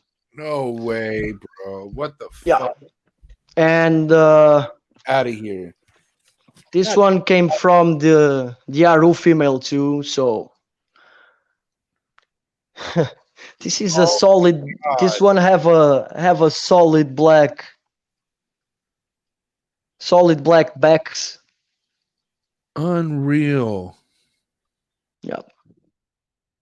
This one is pretty amazing. What's this one's name? Do you have a name for it? Shooting Star. Shooting Star. Wow. Yeah.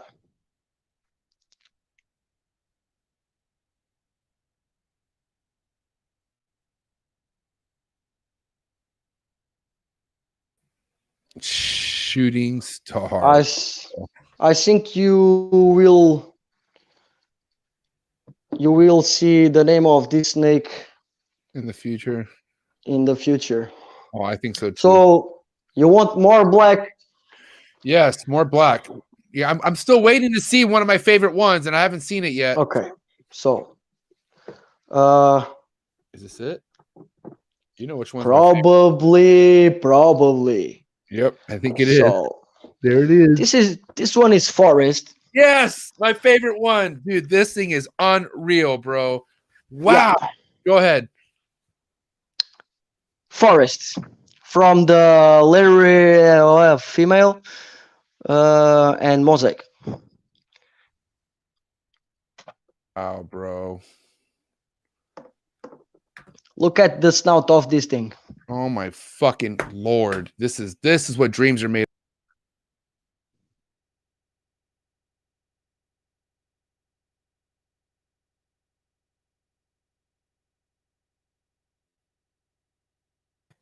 Dude. Unbelievable. Pedro? Yeah. This is what a Larry female can produce with the right fucking male. A real Lyra. Yeah. That kind of snake. Yeah. That locality.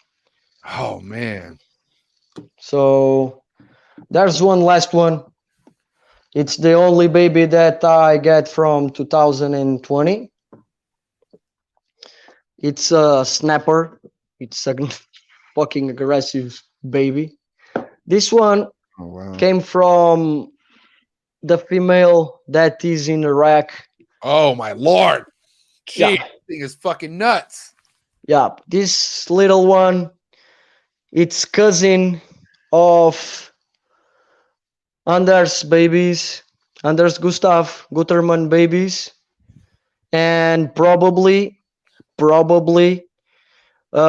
cousin of the babies from Patrick from the Crook. And this one, I bet this one is going to be a pretty nice animal too. All those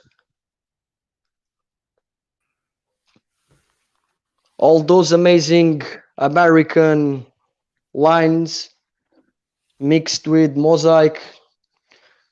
I bet this one will be pretty amazing. I lost some babies. They didn't hatch from the egg, but on this clutch, one of the babies is full black. I never seen a baby like that before. It's a full black baby with black eyes, but died in the egg. So I will most probably try to repeat that pair. Jeez, dude. One day. At some point. It's just a matter of time. It's a matter of when. Yeah. Dude, thanks, Pedro. That was a fucking amazing display, my man. Yep. Thank you. That's what goals, man. That's what dreams are made out of, man. That was really good to see Forrest. That was amazing, bro. Yeah, Forrest is... It's my... I try to pay my tribute to Forrest Fanning, and that's why I baptized that snake with his name. Oh man, that means that's awesome, bro. You know how much Forrest fucked with you, bro. Forrest loved you, bro. You know what I mean? He was he's a pretty nice guy. Yeah. We definitely and we already talked about this, but man, we were like one episode away from scheduling you before he passed. Like you were like literally the one we were supposed to have on. But he's here. He's always here in spirit. I always feel my boy in spirit whenever I come on and do a live. That's for sure. Yeah, especially during ones like this. You know what I mean? Because at the end of the day, man, you're like I said, he was inspired by a handful of people. Like I'm talking about, like inspired, and yeah, you were definitely one of them that he wouldn't always talk about. So that's sick. That you named one of the sickest snakes you've ever produced after him. That's pretty sick. Yeah. Now, it's not easy to produce a black and blue snake like that. So the name fits perfectly like a glove on that snake. Now, one of the last topics I have for tonight, Pedro, is the reason behind. Well, okay, I mean, obviously, there's a lot of reasons why you don't breed for money, which is that's your choice, and that's we need a lot more people like that in the hobby for sure.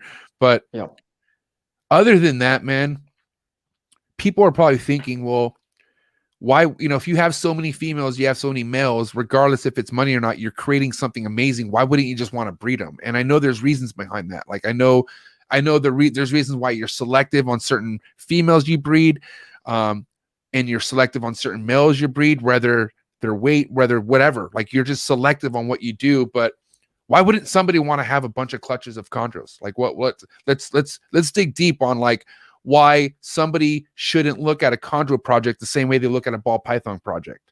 Like why would it be why? Yeah. So let's talk about that if you don't mind.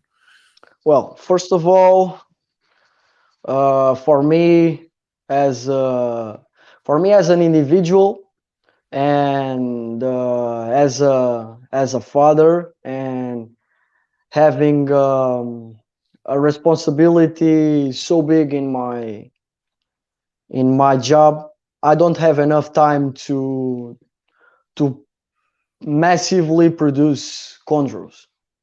Baby chondros are pretty difficult to establish, and they are pretty time demanding.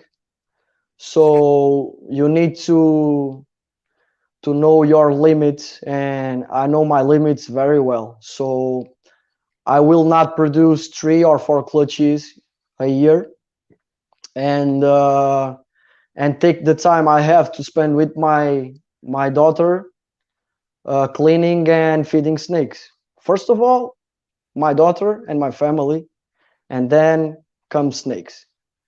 That's my main point and my first reason to not produce massively chondros. But honestly, everything that I put mosaic with will produce snakes like that. Right. And I will probably make a bunch of money, but as I told you before, it's not my main reason to be in this hobby. And I just know my limits. It's simple. That's a good. Honestly, last year I expect to have at least 5 or 6 babies from each clutch. I got a clutch from the calico female. Yeah. 12 eggs, and I only got one live baby that died 3 days after hatched. Damn. From the other female, I got 12 eggs, and I only hatched one baby. And this is chondros, man.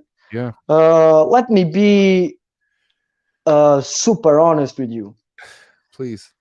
Chondros will fuck you up if they can. And period. You will have the highest highs ever and the lowest lows ever with these snakes. That I guarantee you that. And honestly, last year it's a big bump for me, a big bump, but it tastes so good to have time with only one baby to start and have time to spend doing other stuff, right? Like sleeping. Bro, I'm telling you, man. Like, listen. I mean, who were we talking to before we went live? Who called me? Sorry. Who was when we were doing our sound check? Who called me on the phone? Socrates. I bet that guy.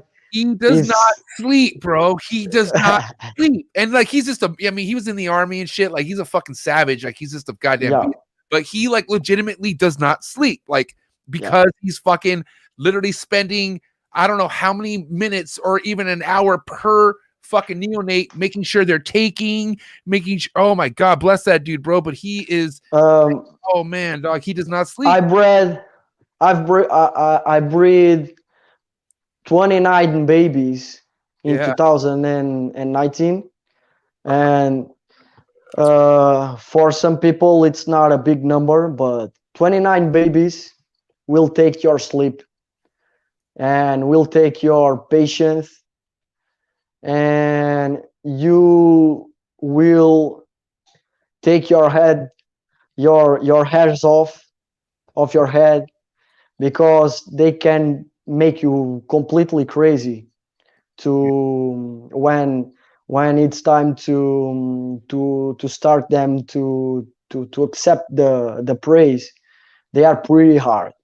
And honestly, I don't have so many stubborn babies, but 29 babies, it's a lot of work. It's a lot of work. Yeah. I remember to put my daughter to sleep at something like 9:30 p.m. and I remember to go to bed at 4:30 a.m. at night and get back to work at 8 a.m. No sleep. It's not easy. Yeah, no sleep. Damn, no sleep. Damn, bro. But you have to be willing to sacrifice that, like you need to be very focused on your goals, or you will lose your mind. That's for sure. My boy Socrates is focused as fuck. He's like, he's on another level. Which, man, I can't wait to have him on the show. But dude. Yeah, I love the way of thinking of Socrates, especially with his kids. Yeah. I love to see his. Sorry, is that nuts or what? The way this guy does it, bro, and these kids. I think some days ago I talked with Socrates and I told him that I don't have enough courage to let your daughter hold. It's not because of my daughter. It's because of my snakes, you know. Yeah. Dude. That guy have a big pair of huevos, you know. He does, bro. But you know, the kids have a fucking big. Obviously, like, you know what I mean. It's dude. God, Socrates is an animal, bro. He's a different breed. They don't make them like him no more. Straight up. That ball python is like a stuffed animal for his daughter. Oh yeah, no, mine became stuffed animals too now, and they read books with her, with Aria, and oh man, dude, they're broken in, bro. But look, that's the best way to get a fucking snake broken in, bro. Yeah, it's time to play house. Yeah, my girl used to help me cleaning and all that stuff, but it's like she cleans a box and hey, father, I'm going back to see my cartoons. I'm done with this. Oh yeah, man. I feel like for Socrates kids, man, the snakes are the cartoons, bro. Either that or exactly. But yeah, man. Honestly, like, listen, one of the things I inspire the most with the people I bring on, like, you know, is there's always more than just the snakes they keep, man. It's the kind of person they are, the kind of father they are. You know what I mean? And I admire, you know, like I said earlier before the show started, or while the show started, on how I admire the kind of dad you are to your daughter, how she's your world. And Socrates is the same way with his kids, man. I was brought up that way. You know, I was brought up really close with my mom and dad. They you know, and they still think I'm the world to them. So it's just that's the kind of culture I love to be around. And I feel like that's like, you know, that's the bread and butter, man, is the family side of it, like having the real vision on why you do things. And when you have someone who's as devoted as Pedro and Socrates to their goals and their commitments to what they want to do, whether if it's 1 clutch a year or whether if it's Socrates going for fucking 6 or 7, Jesus Christ, you know, that's their mission. That's what they're devoted to. That's the first thing that Socrates is going to lose is the stamina to for the CrossFit games and all that stuff that he he used to do. Dude, forget Socrates, chondros, or muscles. You need to choose. Chondros are muscles, bro. Socrates, dog. This fool still finds a way to hit his CrossFit workouts. He can't take his CrossFit out of his life, bro. That's his air. He loves CrossFit, bro. Once you're a CrossFitter, it's over. It's done. And he owns a gym. He owns a CrossFit. I used to do street workout a lot. What street workout? What do you mean street workout? Street workout is a workout based on your body weight. It's it's calisthenics. Right. And when my daughter born, I gradually stop working out, and right now I'm too fucking lazy to start again, honestly. Yeah. I don't try to find excuses anymore. I'm just too lazy to start again. There's no dude, yeah, no excuses, not at all. I know we've been giving Socrates a lot of reach arounds, but I'm gonna say that what helped me and Socrates become like, you know, so close is like, bro, I was at a stage after my knee surgery where I was like fucking just depressed because how fat I was, and like he got me going again. Like he set me up with like a diet plan and like you know, like he just helped me, even though I knew it. Like he helped me, and I did good for like 2 months, and then I just fell off, bro. And honestly, there's no excuse. I was just lazy. I got fucking lazy.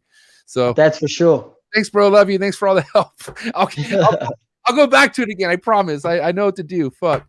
But yeah, man, at some point, you know what I mean? We're just in a weird, funky stage in our lives. Everybody is. So once things go back to normal, you know, we'll figure shit out. We'll be all right. I bet so. I'm going to back working out for sure when this COVID shit stops, man. Yeah. Hey, bro, this has been an amazing 2 hours, man. I got to say, this has been some good shit. I appreciate you so much. All my viewers appreciate it. I do have some hot seat questions for you before we wrap it up. Are you cool with that? Okay. All right. So hot seat question time for my man, Pedro, who's honestly fucking been killing it this whole podcast, man. It's been good shit, but we will wrap it up with some hot seat questions, man. Are you familiar with hot seat questions? Do you know how that works? You made the questions and I answer without thinking about it. Quick, right? Yeah, right. Okay. All right. So here we go. We're gonna shoot from the hip with this one. Hot seat question time, my man Pedro. Frozen thought or live? Frozen all the way. A cutter or no cut? Oh, fuck. Cut. Okay. Big flexor or no flexor? Can you ask again? Are you a big flexor? Like, do you like to flex on fools? Like, bam, like throw it in people's face, or not really? Are you not a flexor? Not really. If I need to do that, I will do that on a private message. Okay. Soccer. No, I don't like to roast people in public. Okay. Yeah. I love it. Okay. Yeah. So, soccer or football Americano? Soccer all the way. Okay. All right. Steak or fish? Steak. Okay. I don't want to do this to you, man. Tool or Slipknot? Holy shit. Right now, Tool. Some years ago, all the way Slipknot. You can't do that. It's one or the other. If you got to gather all the years, up, and you have to make all the years Slipknot. Yes. All right. One more, dude. Metallica or Slayer? Fucking Slayer, man. That's not a fucking question. All right. Good one. All right. West Coast rap or East Coast rap in America? West Coast rap or East Coast? I'm not a big fan of rap, but probably West Coast. I don't know. All right. Cool. Little word association. Tell us the first thing that comes to your mind. Okay, you ready? Okay. Milk. White. Cocoa. Brown. Paper towel. My butt. Sphagnum moss. Sphagnum moss. Marijuana. Incubation temp. What? Incubation temp. You're fucked. Oh shit. Stuck shed.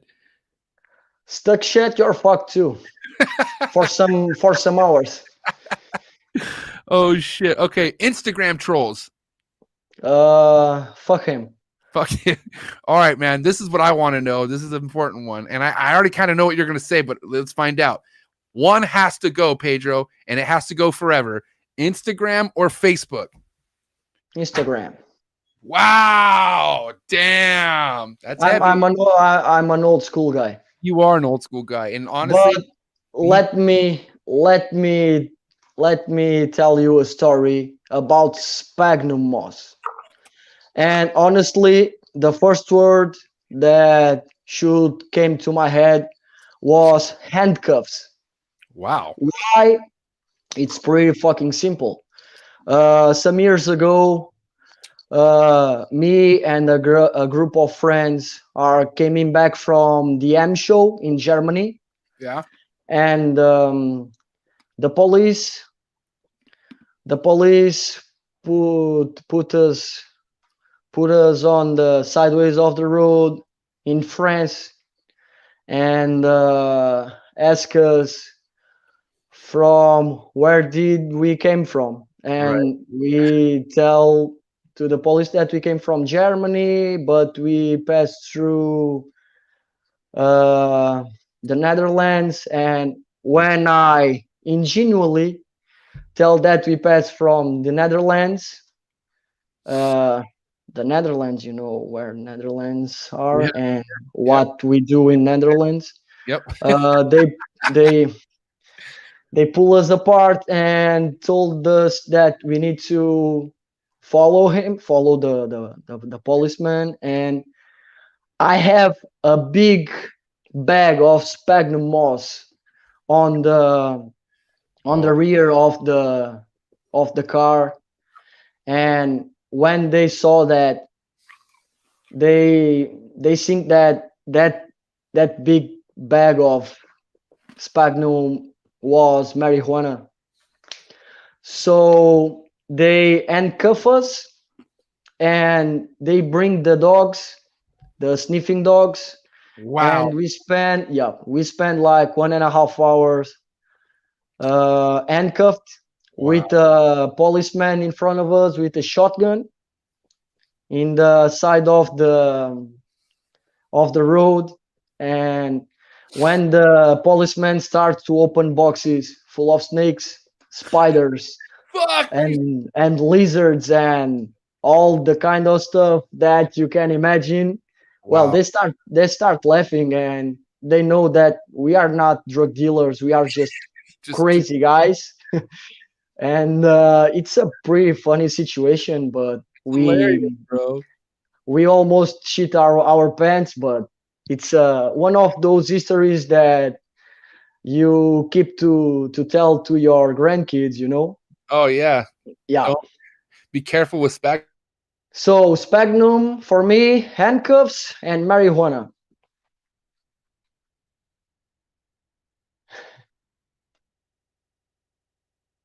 I think we lost Michael for a while.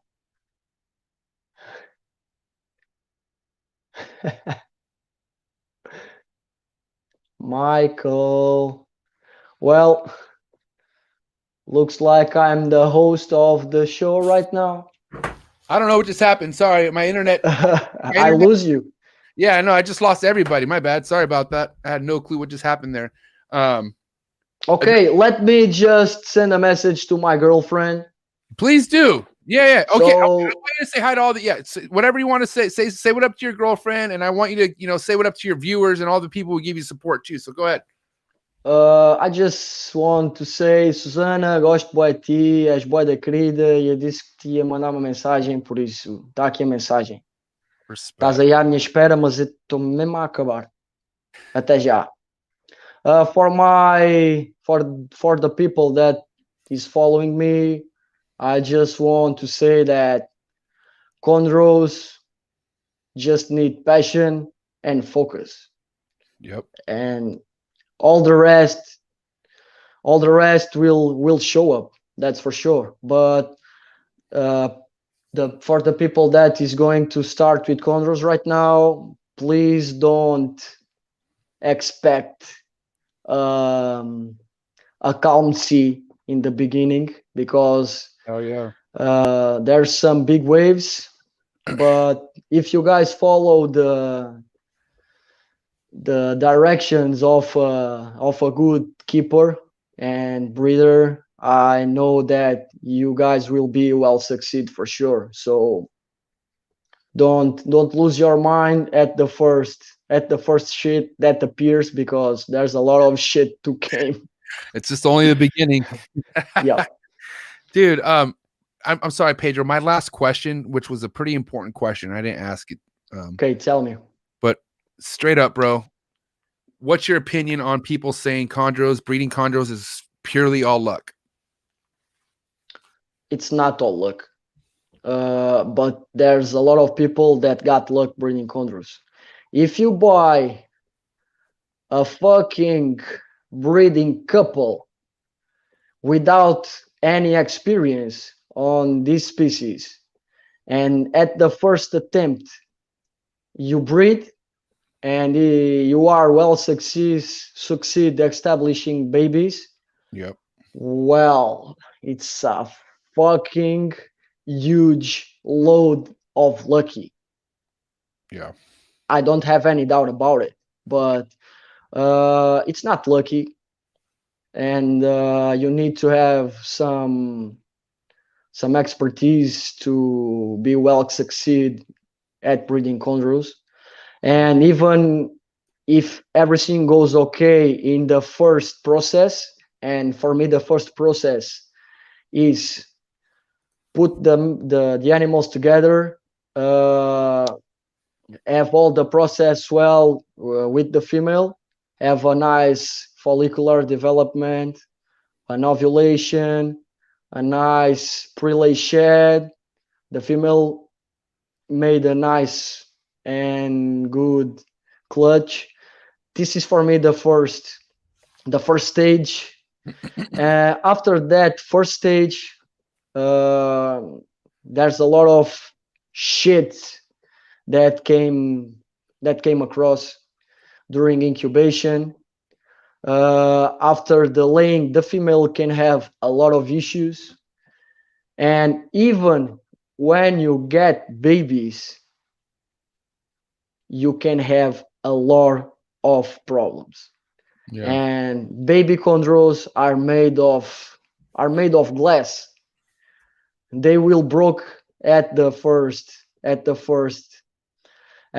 blink, and establishing babies is probably the worst in all this process, because it's you doing the stuff. You can put the blame on anything.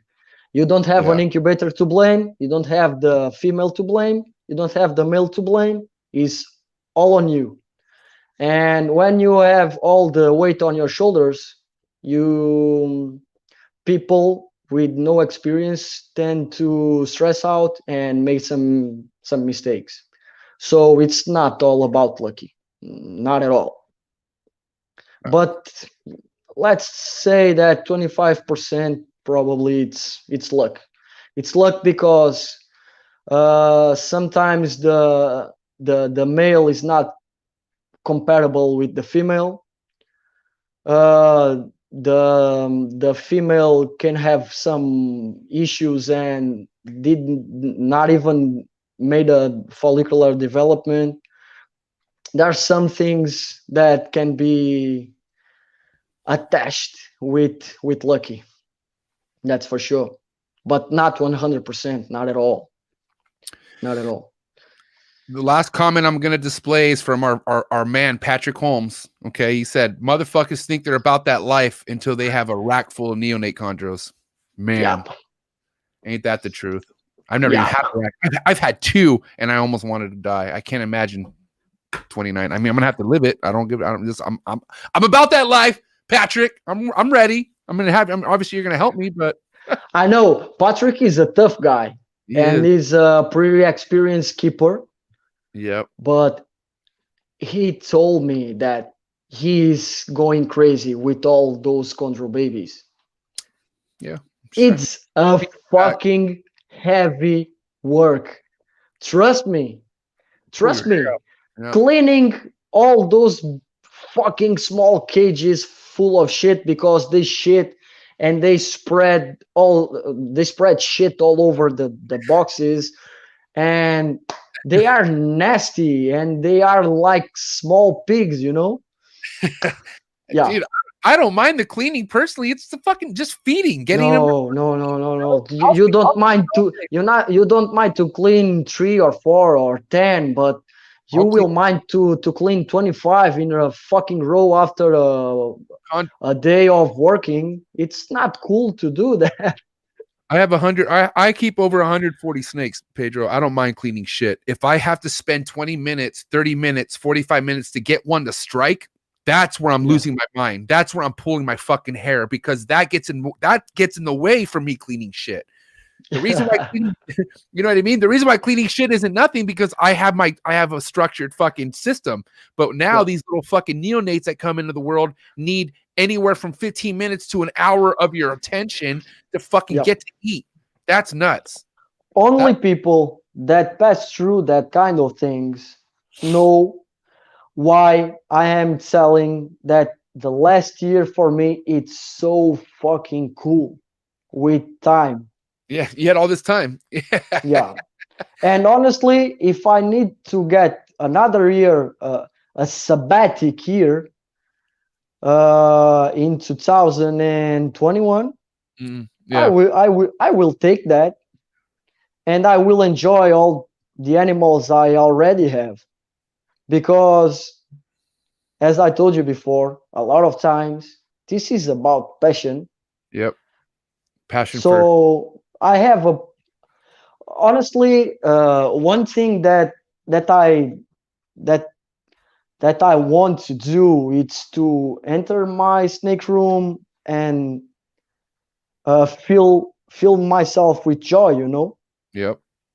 I want to enter in my snake room and look at my cages and feel happy for having what I have.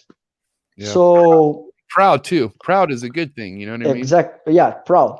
Honestly, when you have so much work to do in your snake room and you enter your snake room and you're not happy with what you are going to do. Yeah. And you're thinking that you want to go to your bed and you have 4 hours of snake shit to do. It's not cool. And if you're sleeping through that, like if you're able to go to sleep knowing that, then this ain't your hobby. Get the fuck out. That's no. Yep. A focused, passionate person. Yep. Will do what they need to do, and 100%. Period. Yeah. Period. Yep. My snake room is always, as you have seen, fresh.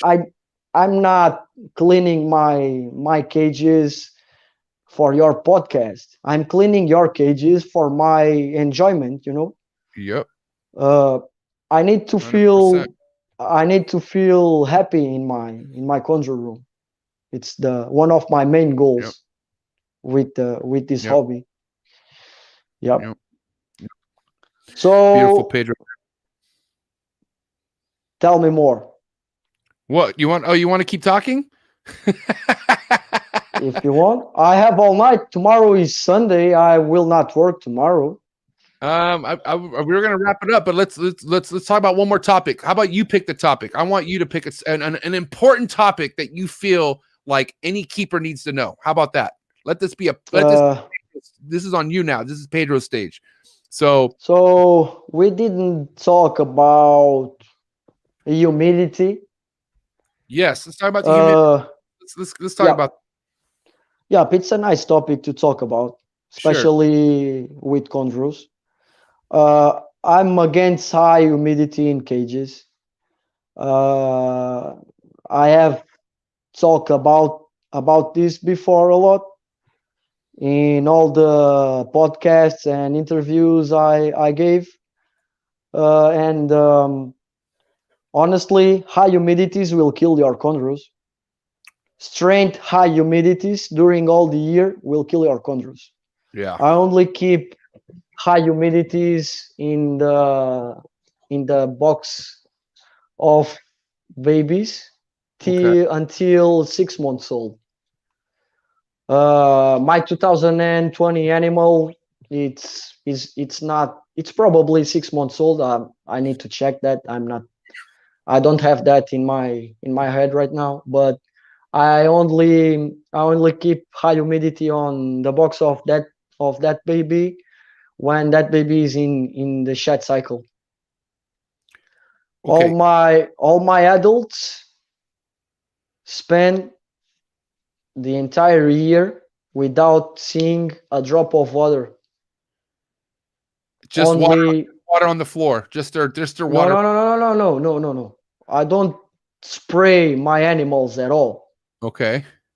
My animals are hydrated because they drink water from the bowels. Period. Right. There's a big difference between hydrated animals and soaked animals. It's a big difference. You can have a 100% humidity on a cage and the animal is dehydrated. You need to know the difference between dehydrated animal and a high humidity environment. It's a totally different thing. So even a snake in shed, you're saying you don't spray? No. Do you soak it? I soak my animals. In shed. In shed. And if I have a dry shed, it's a fucking simple thing to solve. You just need to have a warm box. I use the boxes on my rack to solve the dry sheds. I just put a towel, a textile towel, a damp with water. Okay. And put the animal inside and let the animal be in there for a night. If the animal don't remove the skin by itself, I just help the animal out and it's perfect. I will prefer to have all that work, and it's not a big deal, honestly. Yeah. And avoid respiratory infections and fungus and all that stuff. Wow. Yep. Okay. So I think that's one of the main mistakes that the people that start with chondros made. It's to have high humidities, and it will kill your animals, especially the imported ones. Now, I mean, I'm just going to tell you what I do, and please tell me if this is, this is something I need to stop, because I've noticed now, I see my chondros drink out of water, but I've noticed if a chondro of mine goes into shed and I don't spray it at all during that shed cycle, it, like, I'm not gonna say all the time, but it has a bad shed. It doesn't have a good shed. So I'm just like, in my head, I'm just like, well, the only time I ever spray my animals is when they're in shed. And but have you ever tried to not have high humidities when your animals are in shed? Yeah, I have, and it's and like 9 out of 10 times they have a really bad shed. And with high humidities, you have nice sheds. When I spray them, it comes off complete. Yes. But you have had bad sheds even with spraying. No. Never. And I'm not just saying that. I'm dead serious. I've only had bad sheds on chondros if I don't spray them. Like if I miss that part, that's the only time. Honestly, I have had bad sheds.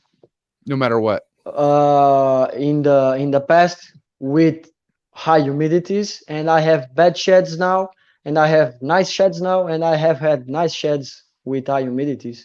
Yeah.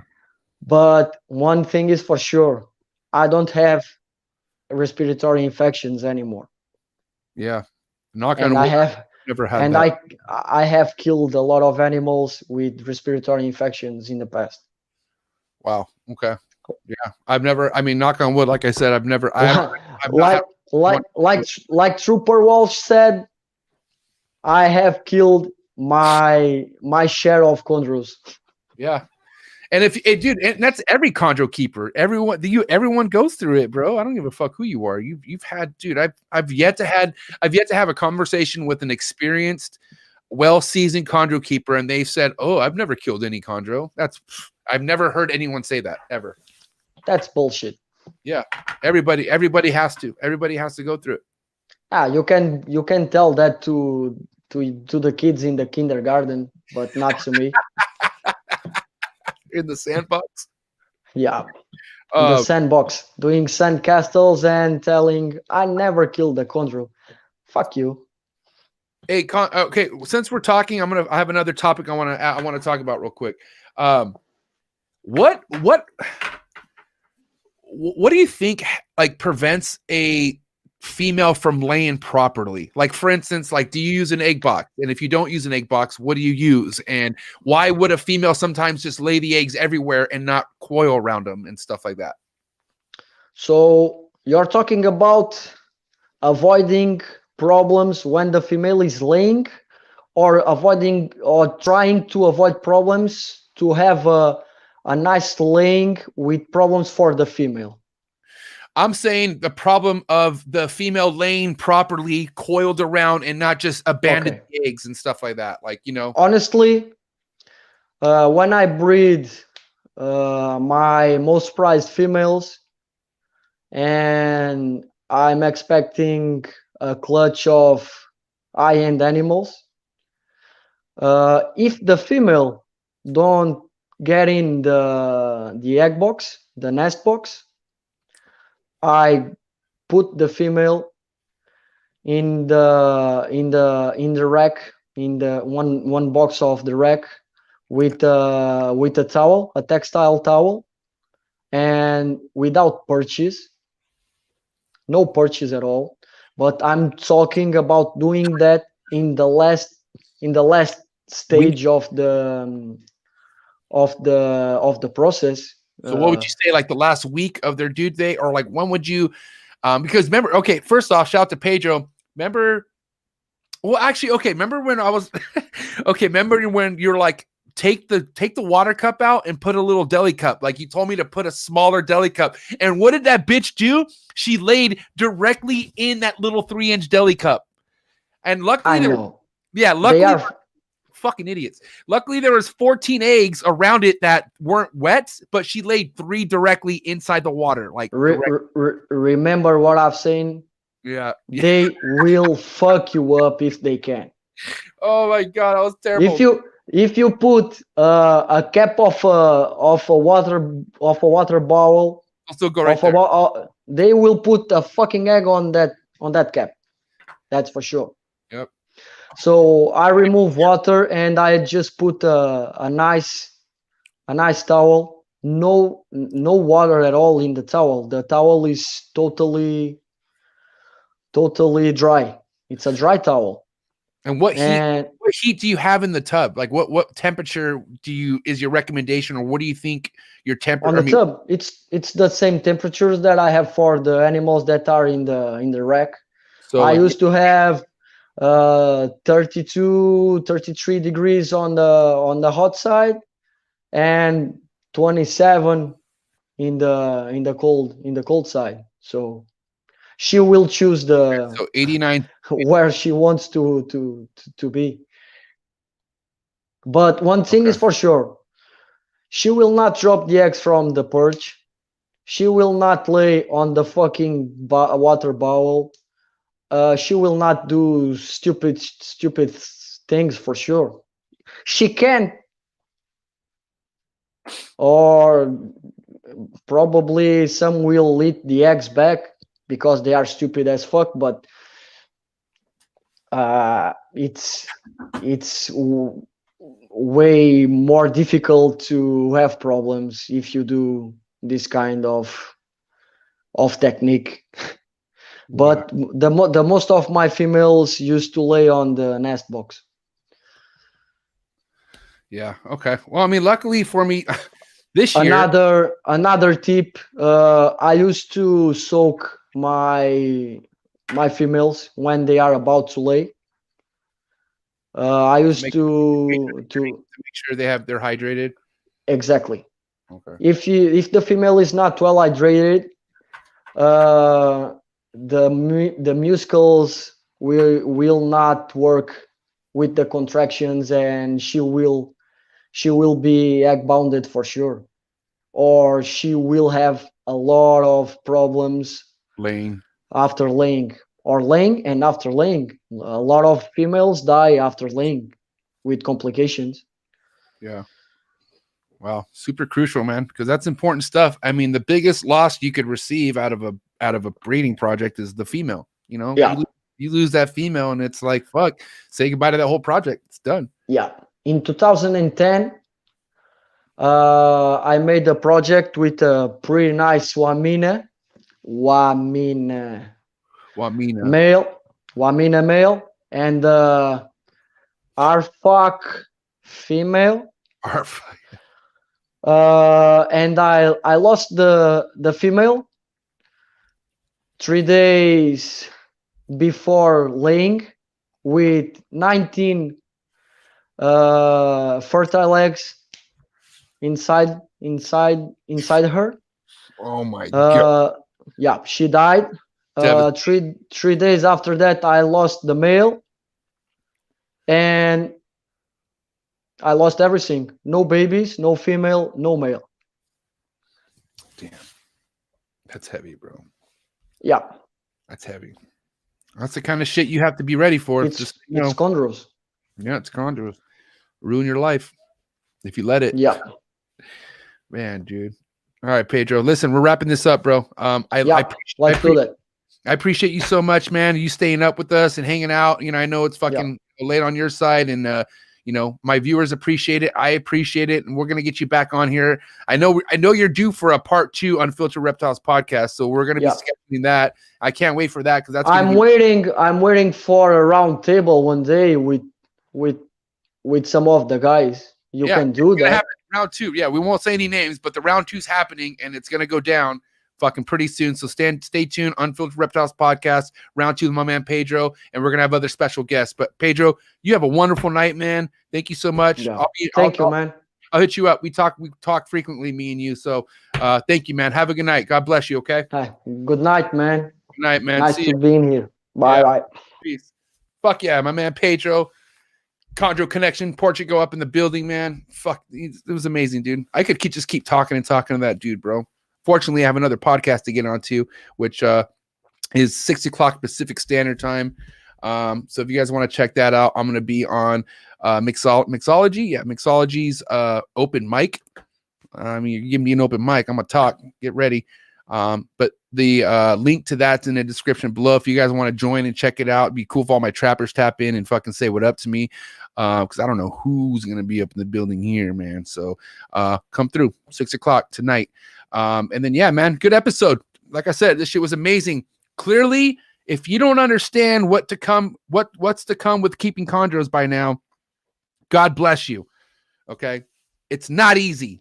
It's not always fun. It will ruin your life if you let it. Pedro said it, the man. He's been through a lot. Okay. So, I mean, just, yeah, man. Listen, I've taken my licks. My licks still come with keeping chondros. I'm still learning a lot. It's nuts to hear that somebody who's saying, you know, not recommending spraying snakes because could cause, you know, fucking RI and shit. That's true. You know, that's something I got to consider and figure out. Okay, well, you know, I'll just go to the soaking route. You know, maybe, you know, spraying isn't good, and that, you know, that's not the first time I've heard that, man. I've heard plenty of times that spraying isn't ideal for the chondros or any arboreal. So I'm learning too. Everything is about learning, especially in this hobby. But I appreciate everyone who tapped in on this beautiful Saturday. You spending your weekend with me, you know, that's fucking sick. I appreciate you guys, man. That means a lot. Everyone up in the comments, man, you know, yeah, Pedro's family, muchísimas gracias for being here. I appreciate you, man, showing up for your son and for your brother. That's much love, man. I'm telling you right now, just so you know, you guys raised a really good guy, and he's legendary as fuck. That's for sure. Okay. Thank you guys so much. Next week's going to be sick. Dude, next week's going to be so hard. Okay. And when I say hard, I don't mean difficult. I mean, it's going to be tough. It's going to be super sick. You don't want to miss it. It's not going to be held here. We have a trap talk with MJ next Thursday at a undisclosed location. I'm not going to tell you where it's going to be at, but it's going to be probably one of the fucking biggest podcasts I'm doing all year. Okay. And that's crazy because we're coming to the end of the year. I only got so many more podcasts left for this year. So you don't think I'm thinking of fucking something epic to end this fucking 2020? Bro, I got shit lined up. It's not even funny, bro. It's going to be sick as shit. So make sure you guys tune in this Thursday. Get ready for like the promos and shit. I'm going to give you guys a little bit of taste, little hints. I don't even know if I'm going to say who I'm having on. Straight up. I don't even know. Patreon members, you guys will know for sure. And like I said, if this was your first time tapping into today's episode, subscribe to the channel, hit the notification bell. If you want to support this channel further than a subscription, do your boy a favor and check out the Patreon page, man. I'm building a solid ass group. I even have savage ass breeders up in the building, bro. Matt's O'Malley, Full Throttle, Reptiles. You got Dylan, man. There's just so many fucking, and then I have Brian Cusco, who's a part of the Patreon group. Josh Jensen became one of my highest fucking Patreon members because that's what he wanted. And then fucking the homie Josh backed him up. It's just crazy shit, bro. Mad information. We have Traffic Universities on like one Sundays a month. You just don't want to miss it. Check it out. Shouts to all my Patreon members, all the support. You guys are amazing. And like I said, 6 o'clock, if you want to check it out, link in the description below. See what my homie MIXOLOGY got with this open mic. And yeah,